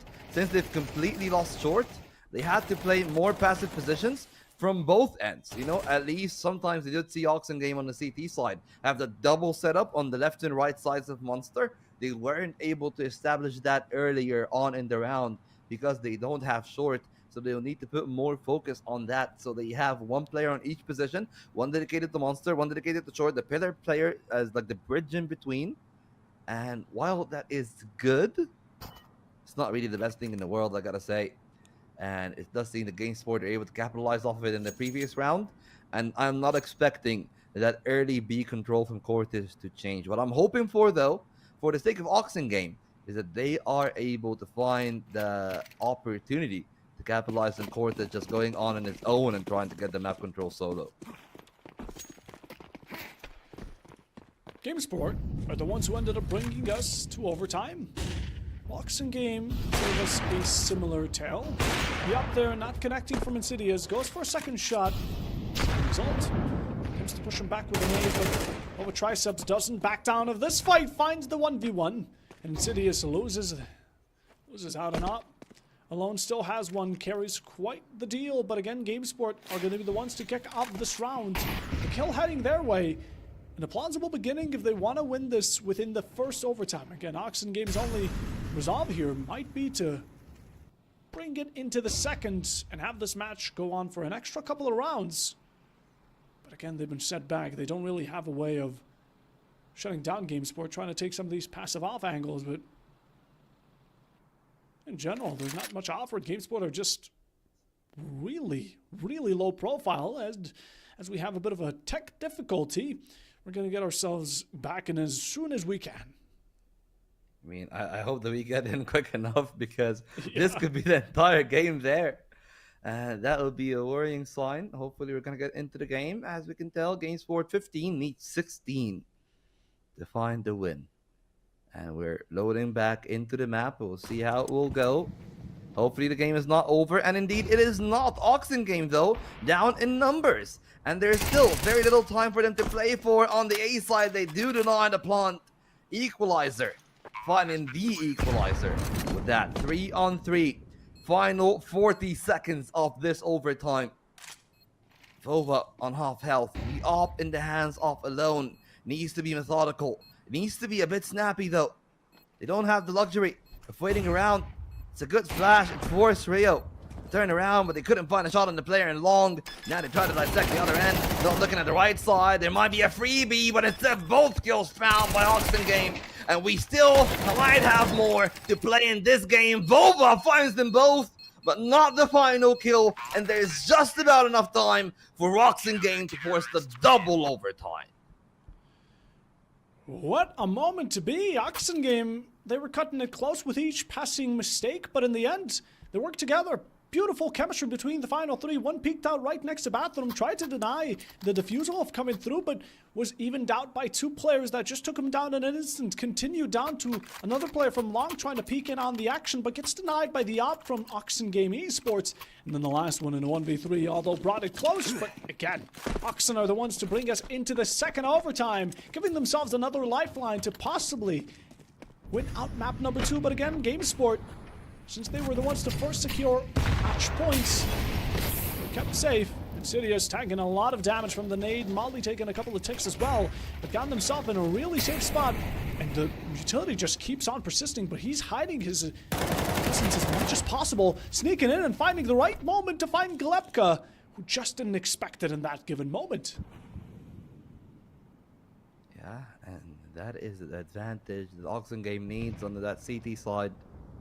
I mean, the double op setup still in play. Like, it's not even tested yet. I mean, eventually it should be. Mute is still there on long, and Insidious still on the angle. He just needs to be patient, not to overforce it. Please don't use the usual. Don't let him know you're there. Mute missing that shot is not actually the case. He does find a connection on Vova, and they got the two-player advantage here for Oxengame. Now they can try to use that and run away with their lead. Very smart from Mute. It's a tough line to crack. You're on the CT, and you're on the T side, and Mute finds a collapse! Wait, what? What? How does this happen? GameSport, the alignment was perfect, and he strikes down the third. Oh, I never thought I would be so shell-shocked, but... No, timeout. I need the replay on that one. We're gonna get it. I hope we get it. There we go. Please. Okay, that's normal. That's CS. That's a good shot. He got CS too a little bit. But where was this? Was the second one behind the wall? No, I don't think so. I think there was just that little pixel angle you can get through the doorway. Yeah, perhaps. Oh, that is crazy stuff. What? Stars aligned, huh? Yeah. Lost in the sauce. GameSport didn't have much of a response there, nor could they have had a response in the first place. But Oxengame out is theirs. Sure, go while at it. And GameSport now rushing it into sight. Molly's through and trying to tick away, but look at Bararbo and HP just barely able to capture his own life. But the nade will be there to deny it. Equalizer with a shot. Second for Insidious to keep it alive. But Courage not allowing it. And Alone does bring it out to an EQ. And what a shot for the second. These ups have been going phenomenal. And Mute finds the last. Oxengame. How do they... I'm taking a walk. Yeah, no, that's too much for my brain, man. I mean, it seems like 2 OTs is enough for them.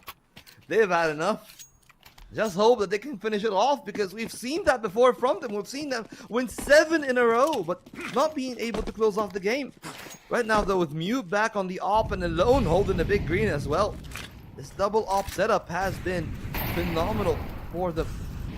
Early util from Oxengame. With themselves good in the establishment. Insidious discovered, pressured from the fountain, but not enough to take his life. So Oxengame keep all 5, but they've lost a significant amount of map control. Mute. Doing Mute things. Hand this man an up and great results will come out of it. Trying to catch one off. Mid-air Barar is dealt a devastating blow elsewhere.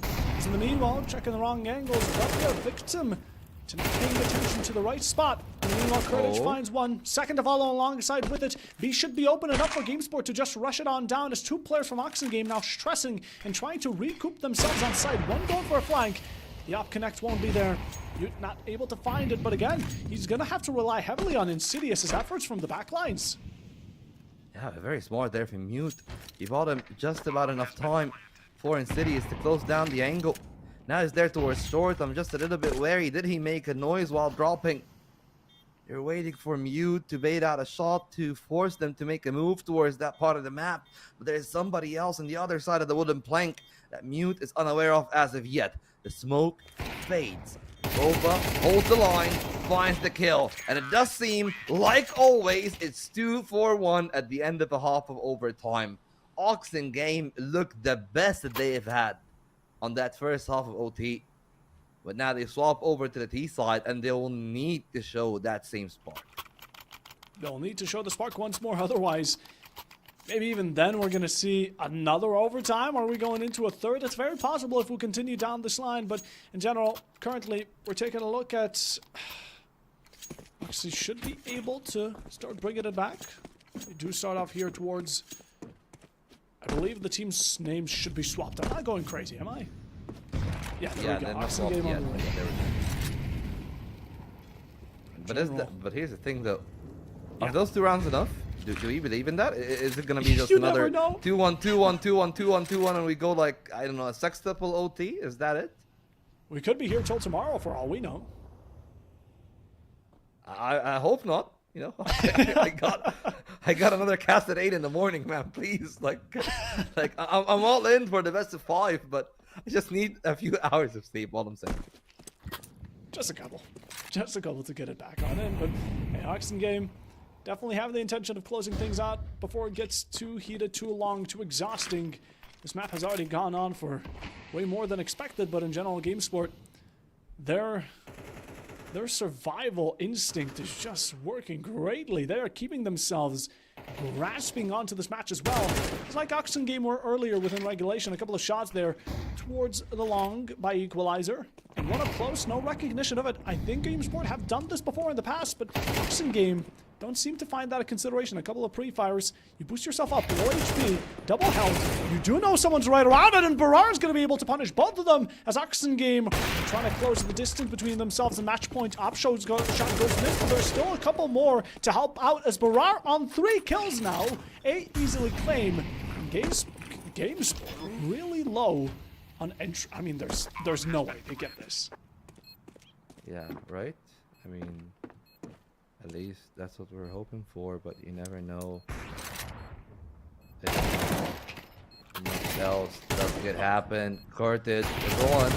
GameSport looking for more, but thankfully that is shut down. It's a little bit labored there at the bathrooms, but too many players for him to handle. But even if he does find the first op, the second is ready. An Oxen Game pushing away with the lead. Now all they need is just 1 out of 2 to win map 2. 1 out of 2, and they've been handling some of these rounds really well. We see the adaptation from Barrar again, expecting someone to be up close. And even though that player was already injured, did make that job a bit more difficult. Courage still fought against them, but it was only 1-2 kills here in the favor of GameSport. But they were a bit too late to start acting upon Oxen Game's push, as now Oxen Game on the T side, like said, 1 out of the following 2. And we're going over to map number 3, but GameSport, like I said, they have been really persistent. Yeah, well, what does that do, though? I mean, persistence is one thing. Results are another. The results have been on and off ever since they moved into overtime. It was just about enough. They scraped by with a few big rounds. It was Cortez with that 3K that opened up an entire pathway for them to find a round. They were on the T side. If it wasn't for that, it would have been a lot worse. Now Oxen Game, though, looking much cleaner. Vova on the op has been successful before. Spotted the first player in. Ready with some util to force a peek. 3 players here on the A side. It will be a fool's errand to peek into them. But speaking of which, Rio is going to be the fool in this one. 2 kills from Insidious. And this might be it. They're trying to close their way on the op, and they're getting it clean. Equalizer will be found. It's Cortez and Glebka, 2 people that have done some wonders. Can they pull out a 2-on-4? It does seem really unlikely, but at least there's some saving grace that they are together. But the coup de grace might be delivered from the other end. They try to go for the boost. Will they be spotted or not? It's a big question. Nothing found. As if yet, the heads are told and the heads will roll. And that will be game 2. Most likely, Zepka with one more kill. Still a little bit of time. But I would wager his life is going to be forfeit. And that is going to be the case. It's 2-0 for Oxen Game. Off the back of taking their opponent's map pick in a double overtime. Not even 1, no 2 to take it. And the cherry on top for Oxen Gaming is here. Now they're heading onto map 3 with series point in the pocket, but also onto their own map, meaning this is going to be a rough run, but GameSport will need to return this into a reverse sweep. The worst case scenario has become the truth here in this matchup, and well, before we head into map number 3, which will be Train, Oxen Game's pick, we're gonna take it to a short break once more, so stay tuned, and we'll be right back.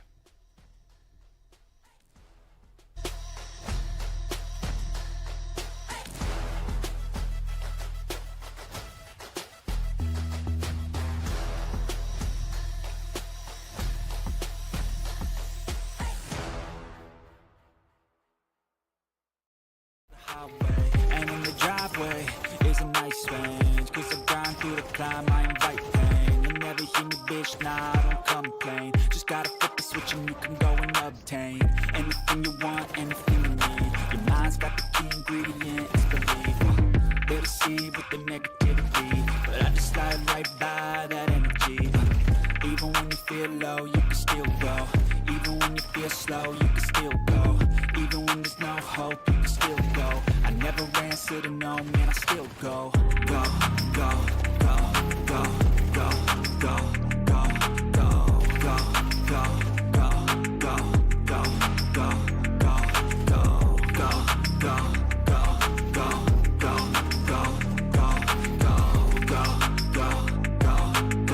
go, go, go. You got a mind, but even that could change. You could flip the gray matter like some batter in your brain. That's why I say, fake it till you make it A. And if you play that game, then you just might make a change. Rearrange all the bad to okay. Take the worst thoughts saying, turn them to a game. Take the best thoughts saying, put them on display. On repeat in your brain till you're feeling no more pain. Never slow yourself down, you can do some more. Push past all the pain and you'll find a door. Open it up and finally explore everything that you thought you could never do before. And even when you feel low, you can still go. Even when you feel slow, you can still go. Even when there's no hope, you can still go. I never answer to no, man, I still go. Go, go, go, go, go, go, go, go, go, go, go, go, go, go, go, go, go. Even when you feel low, you can still go.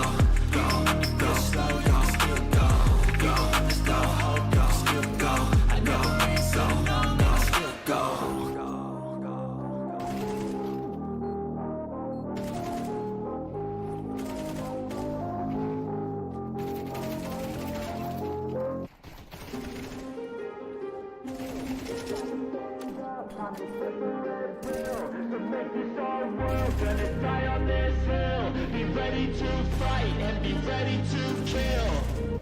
You cannot stop me, I'ma make it to the top spicy. Call a covenant, not cocky. You cannot break me, this world's mine for the taking. Got an itch, man, I'm making. Oh, I'll keep my head down and grind and be patient. I'll take a stab at the top and the sailing. They can all try, but you cannot contain it. Cause I see the things that I want and I take on my goals. Push myself to the brink, no limit. Do what it takes to be free, committed. I'm a little obsessed with things, I'll admit it. But that's what it takes to get a freedom ticket. Got a killer instinct and it's just the beginning. Breaking down walls and the hurt start thinning. And the more you push, see the fast start trimming. Till you're the only one standing up straight, winning all.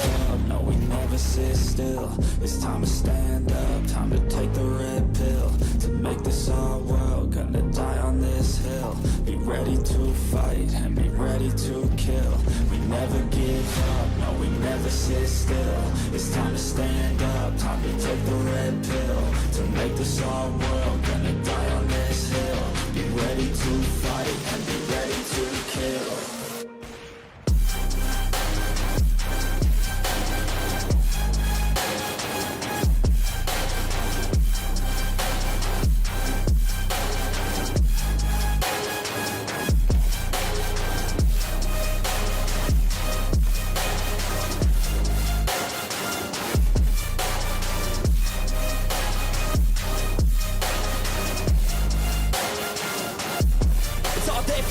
facing. You just gotta wanna keep chasing. Push through everything you're facing. Keep up with the pace and adrenaline rush starts racing. Get through all the things you hate in. Don't let the others in charge of your dreams. They just don't know what it takes to be seen. You see the shit take control of your team. And if you're alone, then a one-man army. So you better be starving. And you better be carving. Through the hate, keep marching. And every day keep charging ahead till you get what you want, what you dream. Regret is a thing of the past, and you'll see that you always had it inside. It's the key to make the most of this life believe. No, we never sit still. It's time to stand up, time to take the red pill. To make this our world, gonna die on this hill. Be ready to fight and be ready to kill. We never give up, no, we never sit still. It's time to stand up, time to take the red pill. To make this our world, gonna die on this hill. Be ready to fight and be ready to kill.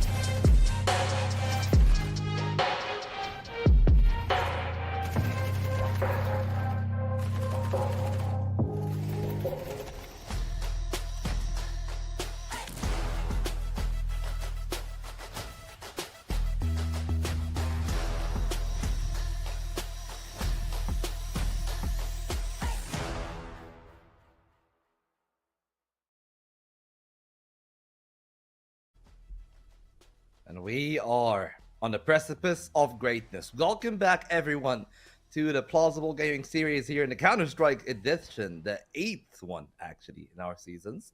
And yeah, Oxen Gaming have won 2-0. It took them quite a while to take away the second map here of that overpass, but they got over that hump, and they might indeed be getting themselves onto a 3-0 best of 5. That will mean that they'll be undefeated for Season 8. Quite an achievement for them, considering that they've beaten the previous champion in Inosis on the semifinals.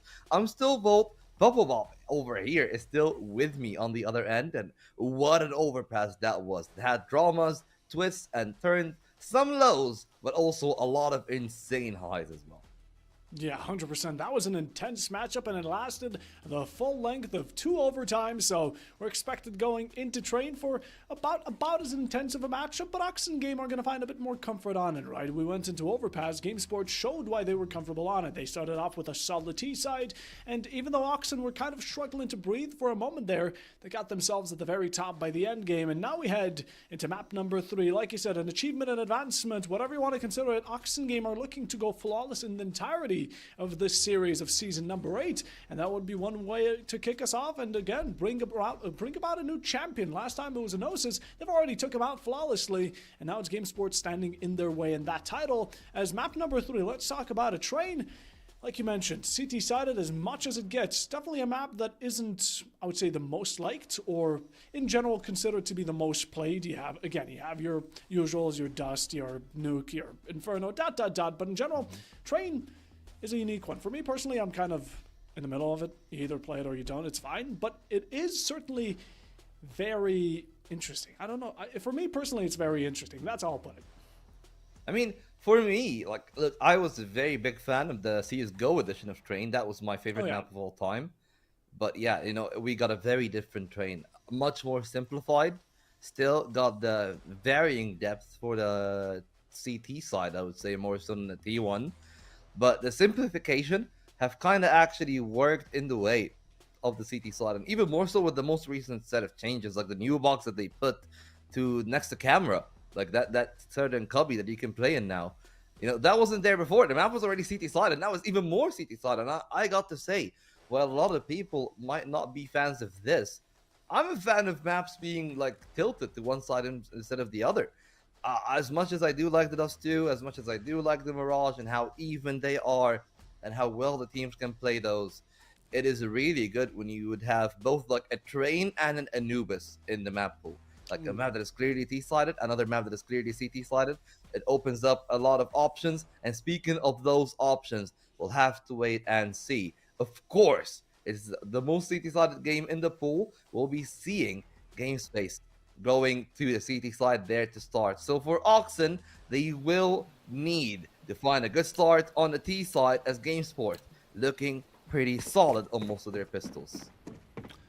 Looking pretty solid on most of their pistols, and well, looking to continue that type of trend as now we head into round number 1. An Oxen game on the T side, looking to claim as many rounds. This is the one thing that you do get to know. The map being a bit more CT-sided gives you a better read upon it. If you're able to claim a lot of these T rounds, you're going to be very confident going in that second half, and that's what Oxen Game is looking forward to, but still need to find a breakthrough. Just a jump shot from Insidious to get himself Vova. What a quick initiation, and second as well to follow. Will it be found? Yes, equalizer to 2, and GameSport have been instantly locked outside of their own side with pistols in hands, but not much of a resolve on the man count. Push back for a moment. Dualies on Insidious, able to claim the third, and Oxen Game. One way to describe this round might be dominant until Kurtage and Glepka have a say about it, as they're stepping in, stepping down. That's where Kurtage's story will end. And same goes for Glepka quickly after it. Oxen Game with a very explosive beginning. Yeah, that's exactly the kind of start you want on the T side. That does mean that at least, you know, you get 2-3 rounds, depending on how it will go from GameSports. And that's like halfway of the job done. I feel like a good T side will be like the T side to get 4-5 rounds on a train, getting the pistol, most likely here the second round as well. That'll be really valuable for them. For GameSport, we still see a couple of Desert Eagles. And I got to say, not the biggest fan of that, because that does unsettle some of your util. But speaking of unsettling, that's a DK from Alone. Thankfully, he does make up for it. That could have gone disastrously wrong. But now they did rectify some of those mistakes. 2 players down, but they get to keep the majority of their rifles. No harm, no foul in the end. No harm, no foul. Oxen Game here, 2 above. And as expected, but GameSport will slowly need to start showing a bit of resolve here again. Train is a map that does not heavily complement the T side.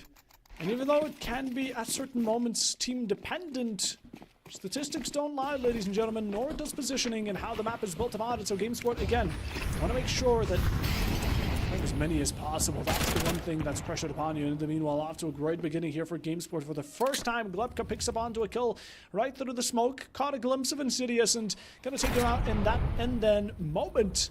Oxen Game might be 1 down, but we're still looking to push it on through. That's not a reason for them to stop.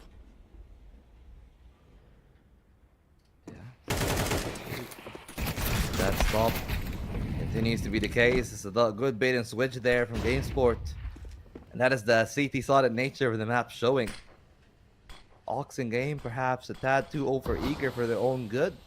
They could have been more patient, waited for Equalizer to just bait out some util eventually. Make a move out of Ivy.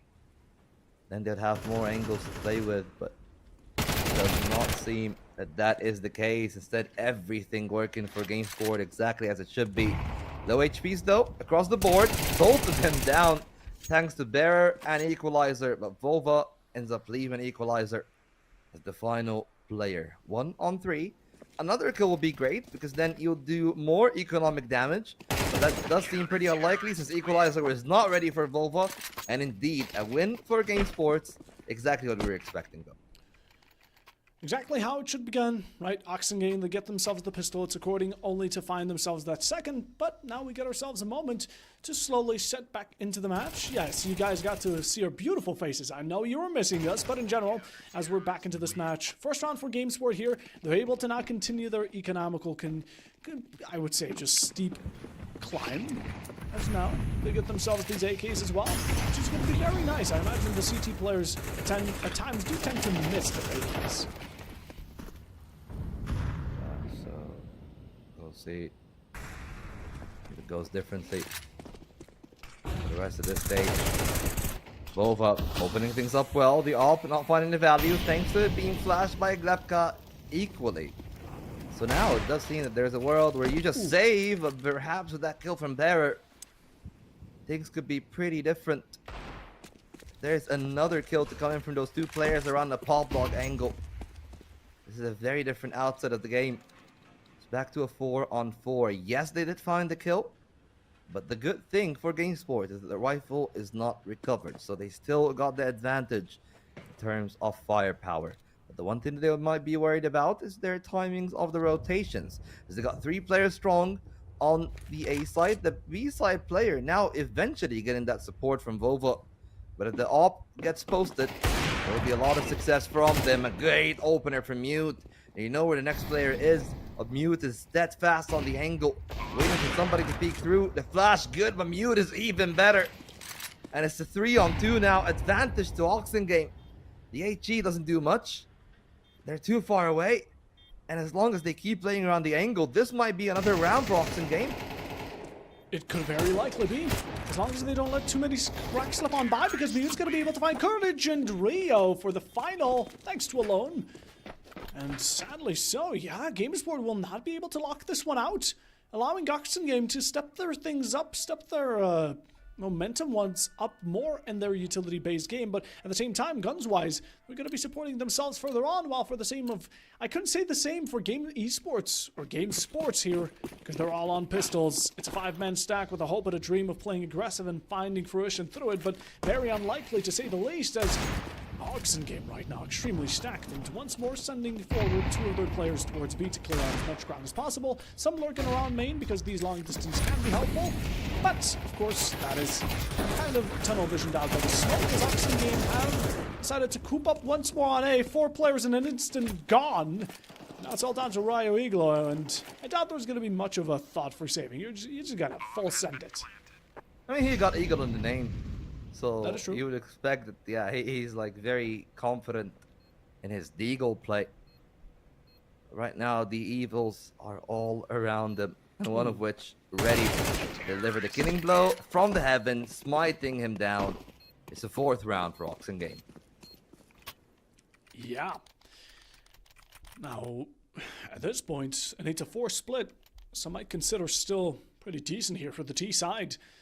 Even if GameSport end up going on a 7-round win streak, which we saw an overpass from Oxengame, they're still going to be good. They're still going to be decent, but they got to start somewhere, and this is the time to do so. That Uno on GameSport's scoreline definitely not being the best of displays. Now Oxengame setting the majority of their players down alley and trying to go for this backline take towards A3. Now, haven't seen that a lot. It's not a common occurrence, specifically because of plays like these. You put Boba on an op, and that's going to be 1 casualty. Second one quickly following along, almost, but no, thanks to Glepka. He's kept alive. There's 2 kills. Oxengame are able to claim them, get themselves in a 2v3 situation. Now trying to deal as much damage as possible. A nice little head tap for Equalizer. He only needs 1 bullet to take out Courage, but Equalizer himself stands on HP that doesn't shine the brightest. Although positions are unknown, we do see... I think it's Right Eagle right around the corner behind Equalizer, who's just waiting for him to step right next to him. They're so close, it's quite dangerous, but the op is going to be able to catch a glimpse of him first, and Mute taking him out. That's Yaka Garen for a correction, and Ryo Eagle, last one standing, has the opportunity against Equalizer. There's no doubt about that. The bomb hasn't been planted, so there's no extra pressure, but his back is turned to Equalizer. And without knowledge on the whereabouts of some of these players, Oxengame have 5 rounds. Yeah, massive from the T side as well. GameSport completely shut down, but some questions have got to be asked there from GameSport. None of their start is bad, nor the trading sequences of any fault. It's those 2 final players there left in that 2-on-2. Perhaps losing grasp of the round. And that's one of the big things about like those maps like the overpass or the train, is that you really need eye to do where it is right now. Oxengame, we're aware of that possibility. They were able to turn the flash quick enough. That is the brunt of this attack quelled. 3 more players, still with pistols. But they are going for the long con, which does mean that Oxengame will easily be able to put the bomb down, punch in the digits, and perhaps hold on for dear life, not give that much for those pistols that will be closing in. Barar is the first face in. He's posted himself in an unorthodox angle. Still going even deeper. Shadow, shoulder, heads lined up, and those are 2. This time, a shot from Ryo Eagle but equally as beautiful from Mute there. Very unnecessary as well. He's got the op, but he's like, ah, no, I need to slot on them. Like, you just can't be a single shot from the Deagle. Who says chivalry is dead when you have Mute pulling out with a pistol like his enemies? But in general, probably one of the funniest moments, Barar just catching a glimpse of their bodies and they have no clue about it. A nice little collide between the two. Mute picking up the pistol says, you know what, let's have a bit of a duel, you and I.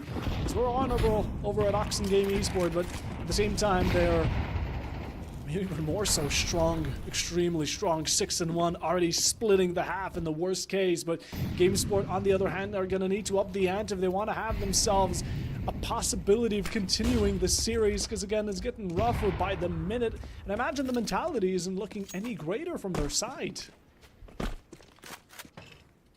Yeah, so we'll see how it would go. Of course, in long term, not much might be happening to the other end. As well as things are concerned, though, it's a pretty good round for Oxen Game so far, in terms of at least keeping them at bay. Still a minute on the timer, they can wait the smoke out, no need for them to be forceful, but they will still go for the brute force. The timing works wonder, equalizer with the opener, but the hold is great for GameSport this time around. They need to find more on the side of Oxen, and they will not be able to do that. Kakiron holds it all down. 3 kills for him in that round is full house between him and Vova, and a much needed second round goes the way of GameSport. Much needed. Couldn't have put it better, but Oxen Game right now, even though they've lost a round, still sitting comfortably cash-wise, besides Alone and Barar, who are starting to close down, and even Insidious not looking the best. But hey, they're going to need to lose a couple more rounds here, and only 4 remained. So GameSport definitely can get themselves these rounds, or rather need to get themselves these following. Oxen Game, they're sitting already comfortably by, but again, they're trying to secure as much as possible. They will push in for these tops. Oh, Insidious just shuts that thought down. Eagle was out to something in the moment, and just like that, Barar quickly follows along for Oxen Game to claim a quick 2-piece. While GameSport, after turning many, a slap on the wrist damage-wise, Insidious goes in for another swing, and finally he's put to rest by Yagagarin. It only took 3 players for 1 to be returned, but Oxen Game, they have now in establishment also found their A site in return for their 1 player being lost. Yeah, but again, like, that was uncalled for aggression, not coordinated well enough. Yeah. That's not what you do on a train. Like, the aggression is right, but usually you see it from the B side because it's easier to coordinate it. Excellent stop and mute. Probably the round and the game over for GameSport in that case. Like, if they go down 7-5 in the best case scenario, maybe there is some hope, but with their current funds, like, it is looking much more like an 8-4. That is even if they do find 4 rounds, which is very concerning. I mean, for Oxen Game, they were pushed to the brink on the overpass, but right now they look a lot more comfortable. And it's the plays like these, that prey kill that we found there, we need more of, and we need to be more proactive. If you're a fan of GameSport, and if you're hoping that they could actually find the victory. Right now, the CTs, there's an opt-out, the MP line, 2 players on the E-box, easily dispatched though. Why alone? There are the max 10 out of bullets, the upgrade to the FAMAS, and a pristine one from Insidious right on the dot. Speaking of which, well, there is a hit mark for Volva's name. They're not aware yet that he's got the op, but they don't even have any understanding of his position, which is the one good thing, because if that op is not saved, this might be GG's for the half. It might be 10-2. Yeah, that's a real scary thought to put it out there. So Triceps really needs to make sure and put his best efforts out there to secure his life, deal a couple of bucks of damage. 2 players here out in the open, and he's going to be able to find one. Second one as well. Good shots from Triceps, but starting to hunt you down. They recognize the economical standard of the enemy team, and they're trying to deal as much damage, kicking a man while they're down, or rather GameSport in this circumstance. But a 2-8 for Oxen Game, and wow, this is the type of performance we saw in Overpass from GameSport, or rather even better. This is an even better performance than we saw on it, and cherry on top, Oxen Game, they're on series points. GameSport are going to need themselves a phenomenal second T-side half. And so far, it's not looking like that might be plausible, because Oxen Game's comfortability on this map is just out of bounds. Well, still bounced this half, 2 rounds. That's the time limit. Well, the round limit. Right now, minute 30 on the time. A good start for Oxen Game as always. An opener on Glepka. No fade. They're trying to play the angles and it doesn't really pay well for Cortage. The only openers there from Vova, low on health, jiggled by Equalizer. Yes, there's a second kill. Yakagawa is looking to play with Rio. They've been identified there on Pop Dog, the Molotov early on. It does seem that the two of them have just dipped away, at least trying to keep those rifles. A sliver of hope for a 9-3 scoreline. Something that we usually see, just not from the CT side, to be on the 3 side of the 9-3. Yeah, most players or most people would consider this to be swapped. No, we're taking a look at a real rough spot here for GameSport. They're left with 2 players and only 1 more round within this half following this one. Speaking of which, Garen, Rio Ego, gonna be real close to Virar, who pulls out a knife, but doesn't realize that there might be a home invader in the CT spawn. As Oxen Game now, still making it extremely possible for a 10-2 split. And let's not even mention how well they've been performing overall in some of these rounds. Some of these rounds haven't even gotten close. That's how scary Oxen Game have been up until now. Yeah, and the scariest part is that all of that is on the B side. They haven't even moved to the CT one. A great nade there by Vova, but not much of exploration found behind it. Great work from Oxen Game to slow down the pace, and it does seem that we are again going to let the end of this half unfold. I'd assume still that'll be pretty okay for Oxen Game. It's primarily SMGs from the side of GameSport, so no real worries I anticipated, but instead, yes indeed, GameSport putting their best foot forward. Insidious and Equalizer are both out. Still the top dragon there, alive in this game, but perhaps not for too long as they're able to trade him out well. 1-for-1. Final push here on the B side, shut down by Rio. It is mute against them all. Silent he is. He will need to spring forth if there is a 10th round here for Oxen Game. Very unlikely, and they'll still be happy by the 9-3. But given that this is the last round, they'll still give it a go. And that go will only be answered by Gagarian as he's able to hold it well. 9-3 it is. You know, if you're GameSport, I don't think you're happy with that one. It does reflect on everyone's scoreboard. Perhaps Gagarin and Vova, those two look good, but look at Cortage, you look at Glevka, you look at Rio. These are the scores that we've seen from them on the Dust 2. Only this time, it is on the train and on the CT slide, so you got to wonder, if they don't get the pistol, will this be the end of the road for them? Yeah, was just about to get on that. This pistol is probably one of the most important ones GameSport have been dealt with. And that 12th round marked one of the only 3 times where GameSport were the ones dictating the round. 1 tap by Equalizer, it's a done and out. A mission done, and Gagarin will fall thanks to him. Didn't want to take it upon himself to possibly contest a second player.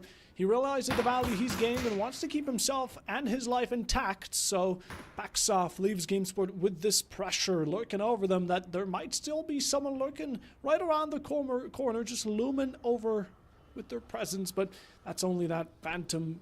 Oh, Equalizer's hold them. He's very patient, just jiggle peeking for the moment, not letting himself go astray. No succession. Insidious in the meanwhile, though. Backlines once more alone there for the 3rd, 4th, and Equalizer with a 3K in the pistol round. You asked Vault if this could be the decider of the last round. I guess we're about to find out possibly very shortly. Yeah, no bomb plant as well, so this round puts GameSport between a rock and a hard place. Most likely they will not be buying. But that does mean that Oxen Game get to have an 11-3 lead. I mean, if you're an esports fan, you've seen a lot of 11-3 comebacks. Yeah. But, I don't know if that's going to be the case here. I'm sorry to be the pessimist, but despite how good Gagarin and Vova were looking at specific parts of this game, just how good the team play was there from Oxen just on the pistol. That tells you just about all you want, and an opener found even more damage on the left side. Megazorin, but if Hamas, a little bit messy, has to switch to the USP, but the shots are great from Mute. Him and alone shuts it down. That almost got a little bit dicey there in the end, and a good bit of surf just to keep it cool. Just to keep it cool. Not a single one. Insidious, get off the swag 7, please. Action Gamer right now 11-3, and GameSport dealt a bad deck of cards, a really, really rough deck of cards that they picked themselves going into the second half, and now needing 8 rounds to equalize it out, and not a single one of those to be lost if they want to deny match point. 2 can't be lost if they want to deny themselves being lost within this entire grand final.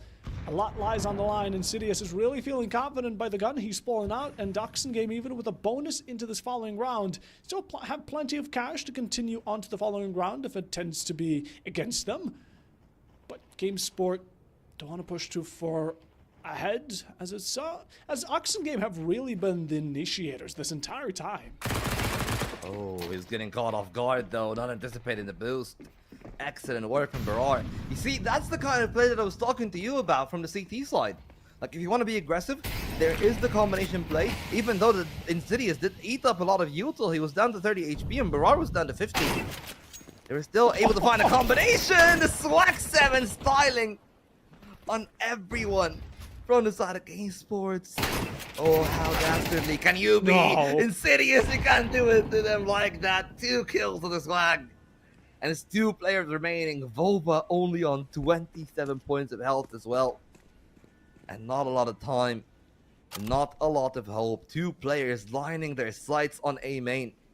So you best believe there is no real way to get Vova back into that one. Mute though, giving them a giveaway.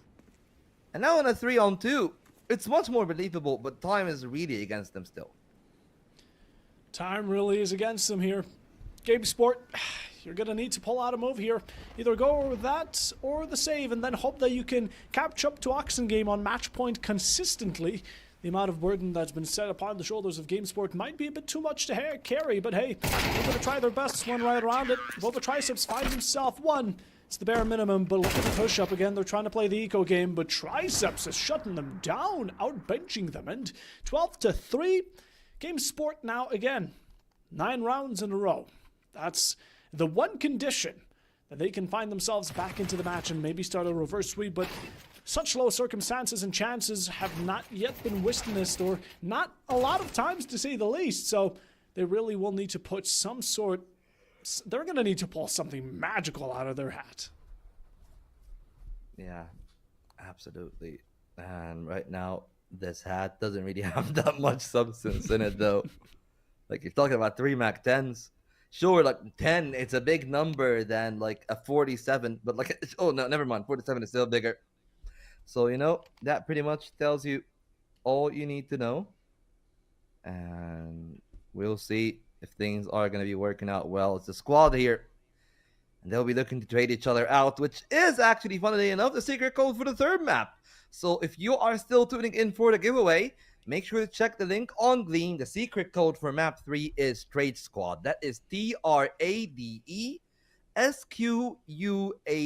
Trade Squad. The secret code for that one. And we might be not having too many secrets pop out. It might be the final round of the game. Might just be. You want to make sure this is the last code you get if it ends up being so. But hey, GameSport are still within this. They're still surviving. It's only a matter of time before Oxen Game are either equalized upon or GameSport end up being lost in this matchup. Insidious with the XM shotgun in hand, really blowing out the confidence and now pushing forward towards main. But it's flashed. Not fully. It will be the Mac 10 finding its mark, and Barrar falls to it. 1 HP on Courage, and Ryo Eagle is able to continue that off into the site. Contestant GameSport have claimed it quickly with 2 falling from Oxen. Maybe this is a round back.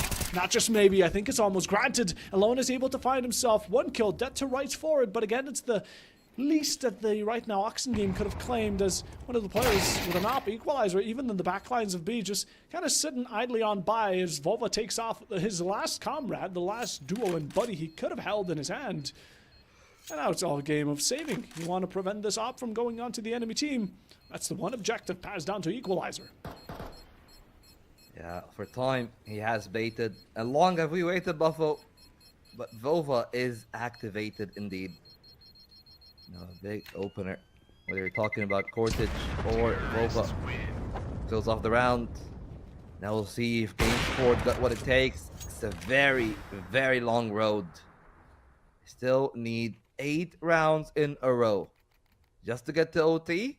Just to have a hope of bringing this grand final around. Realistically, even with that win, you can tell not out of the woods just yet. So we'll see how things will go.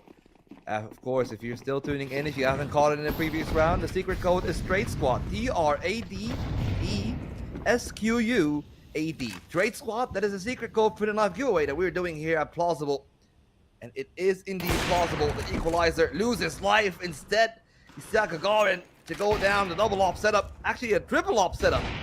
Full in play. Vova finding the one, but alone with his own Insidious as well. And it's all on Glepka, and he will be delivered the silver bullet. There it is, mercy from Oxengame as they close off this series 3-0. Your Season 8 Plausible Gaming Championship winners will be delivered in the name of Oxengame Esport, who not only flawless the previous reigning champion of 2 seasons, but went just about as good of a result into this final grand finale. Got themselves a 3-0 in a best of 5. It does not get better, and on Train, there's no better way of describing them than dominant. The trunk, dust was theirs, overpass ended up being the long haul, but they struggled on through it. And Oxengame will be your winners here. What a attempt from GameSport. But in the end, it seems like they were a bit exhausted when it come down to Train. And Oxengame, no doubt about it, that they truly deserve to be here. And in general, congratulations to them. We have ourselves an upped prize pool this time around of $500. So, you know, Oxengame get themselves a bit more moolah from this season than compared to the previous one. And what a time to be here. But again, this is Plausible Gaming. We're looking for a community to build upon. You should join alongside with it. And we have one more tournament of CS2. We have one more tournament here from Plausible Gaming coming in before the New Year. So keep your eye peeled out on it. Join along if you want to have a chance at winning. And in general, giveaway still ongoing. So get yourself entered. Hopefully you didn't miss out on too many codes. But in general, Vault, thank you so much for being here on the desk. And any closing thoughts? Honestly, you know what? Really glad to be here. Some very fun teams to watch. I'm really glad to see Oxen play because they look really good at times. And some of the highlights have been really impressive more than anything. Like, you know, I've seen a lot of, like, quote-unquote higher level of play, like the VRS teams and whatnot. And the mechanical level is absolutely there from both teams. And, of course, you know, we'll always congratulate the winners in Oxengame. But, like, Game Sports, you gotta say, that Overpass was a really good map. I hope that their map pool, I guess the depth of their map pool will be improving down the line because they definitely do have the pieces, but their comfort was really showing in comparison, like from the 2 maps, even the Dust 2 that they did lose to the Terrain. They're really uncomfortable there. And that's the nature of a best of 5, unfortunately. It does test out the metal of you. It does test out the teams and what they have right now. They weren't able to steal themselves, but we hope not to see them. Not to see Oxen again, not to see Inosus again, but also to see more of you guys that are tuning in here, not just to the tournaments, but also just to Plausible itself, where we have like a safe place, a community that you can join. You can make sure that nobody here is going to say, "Purple, you noob." So it's going to be good. You're going to be having a fun time, and it's more than just Counter-Strike. So make sure to check out plausible.gg. You're going to be checking out everything there. Join the Discord, and thank you all for tuning in. We have had an amazing time. Thank you to Puffo and Edu as well, who was here previously, of course. And that is it from us, guys. I hope you all, without any further ado, have a great evening. And goodbye. Adios.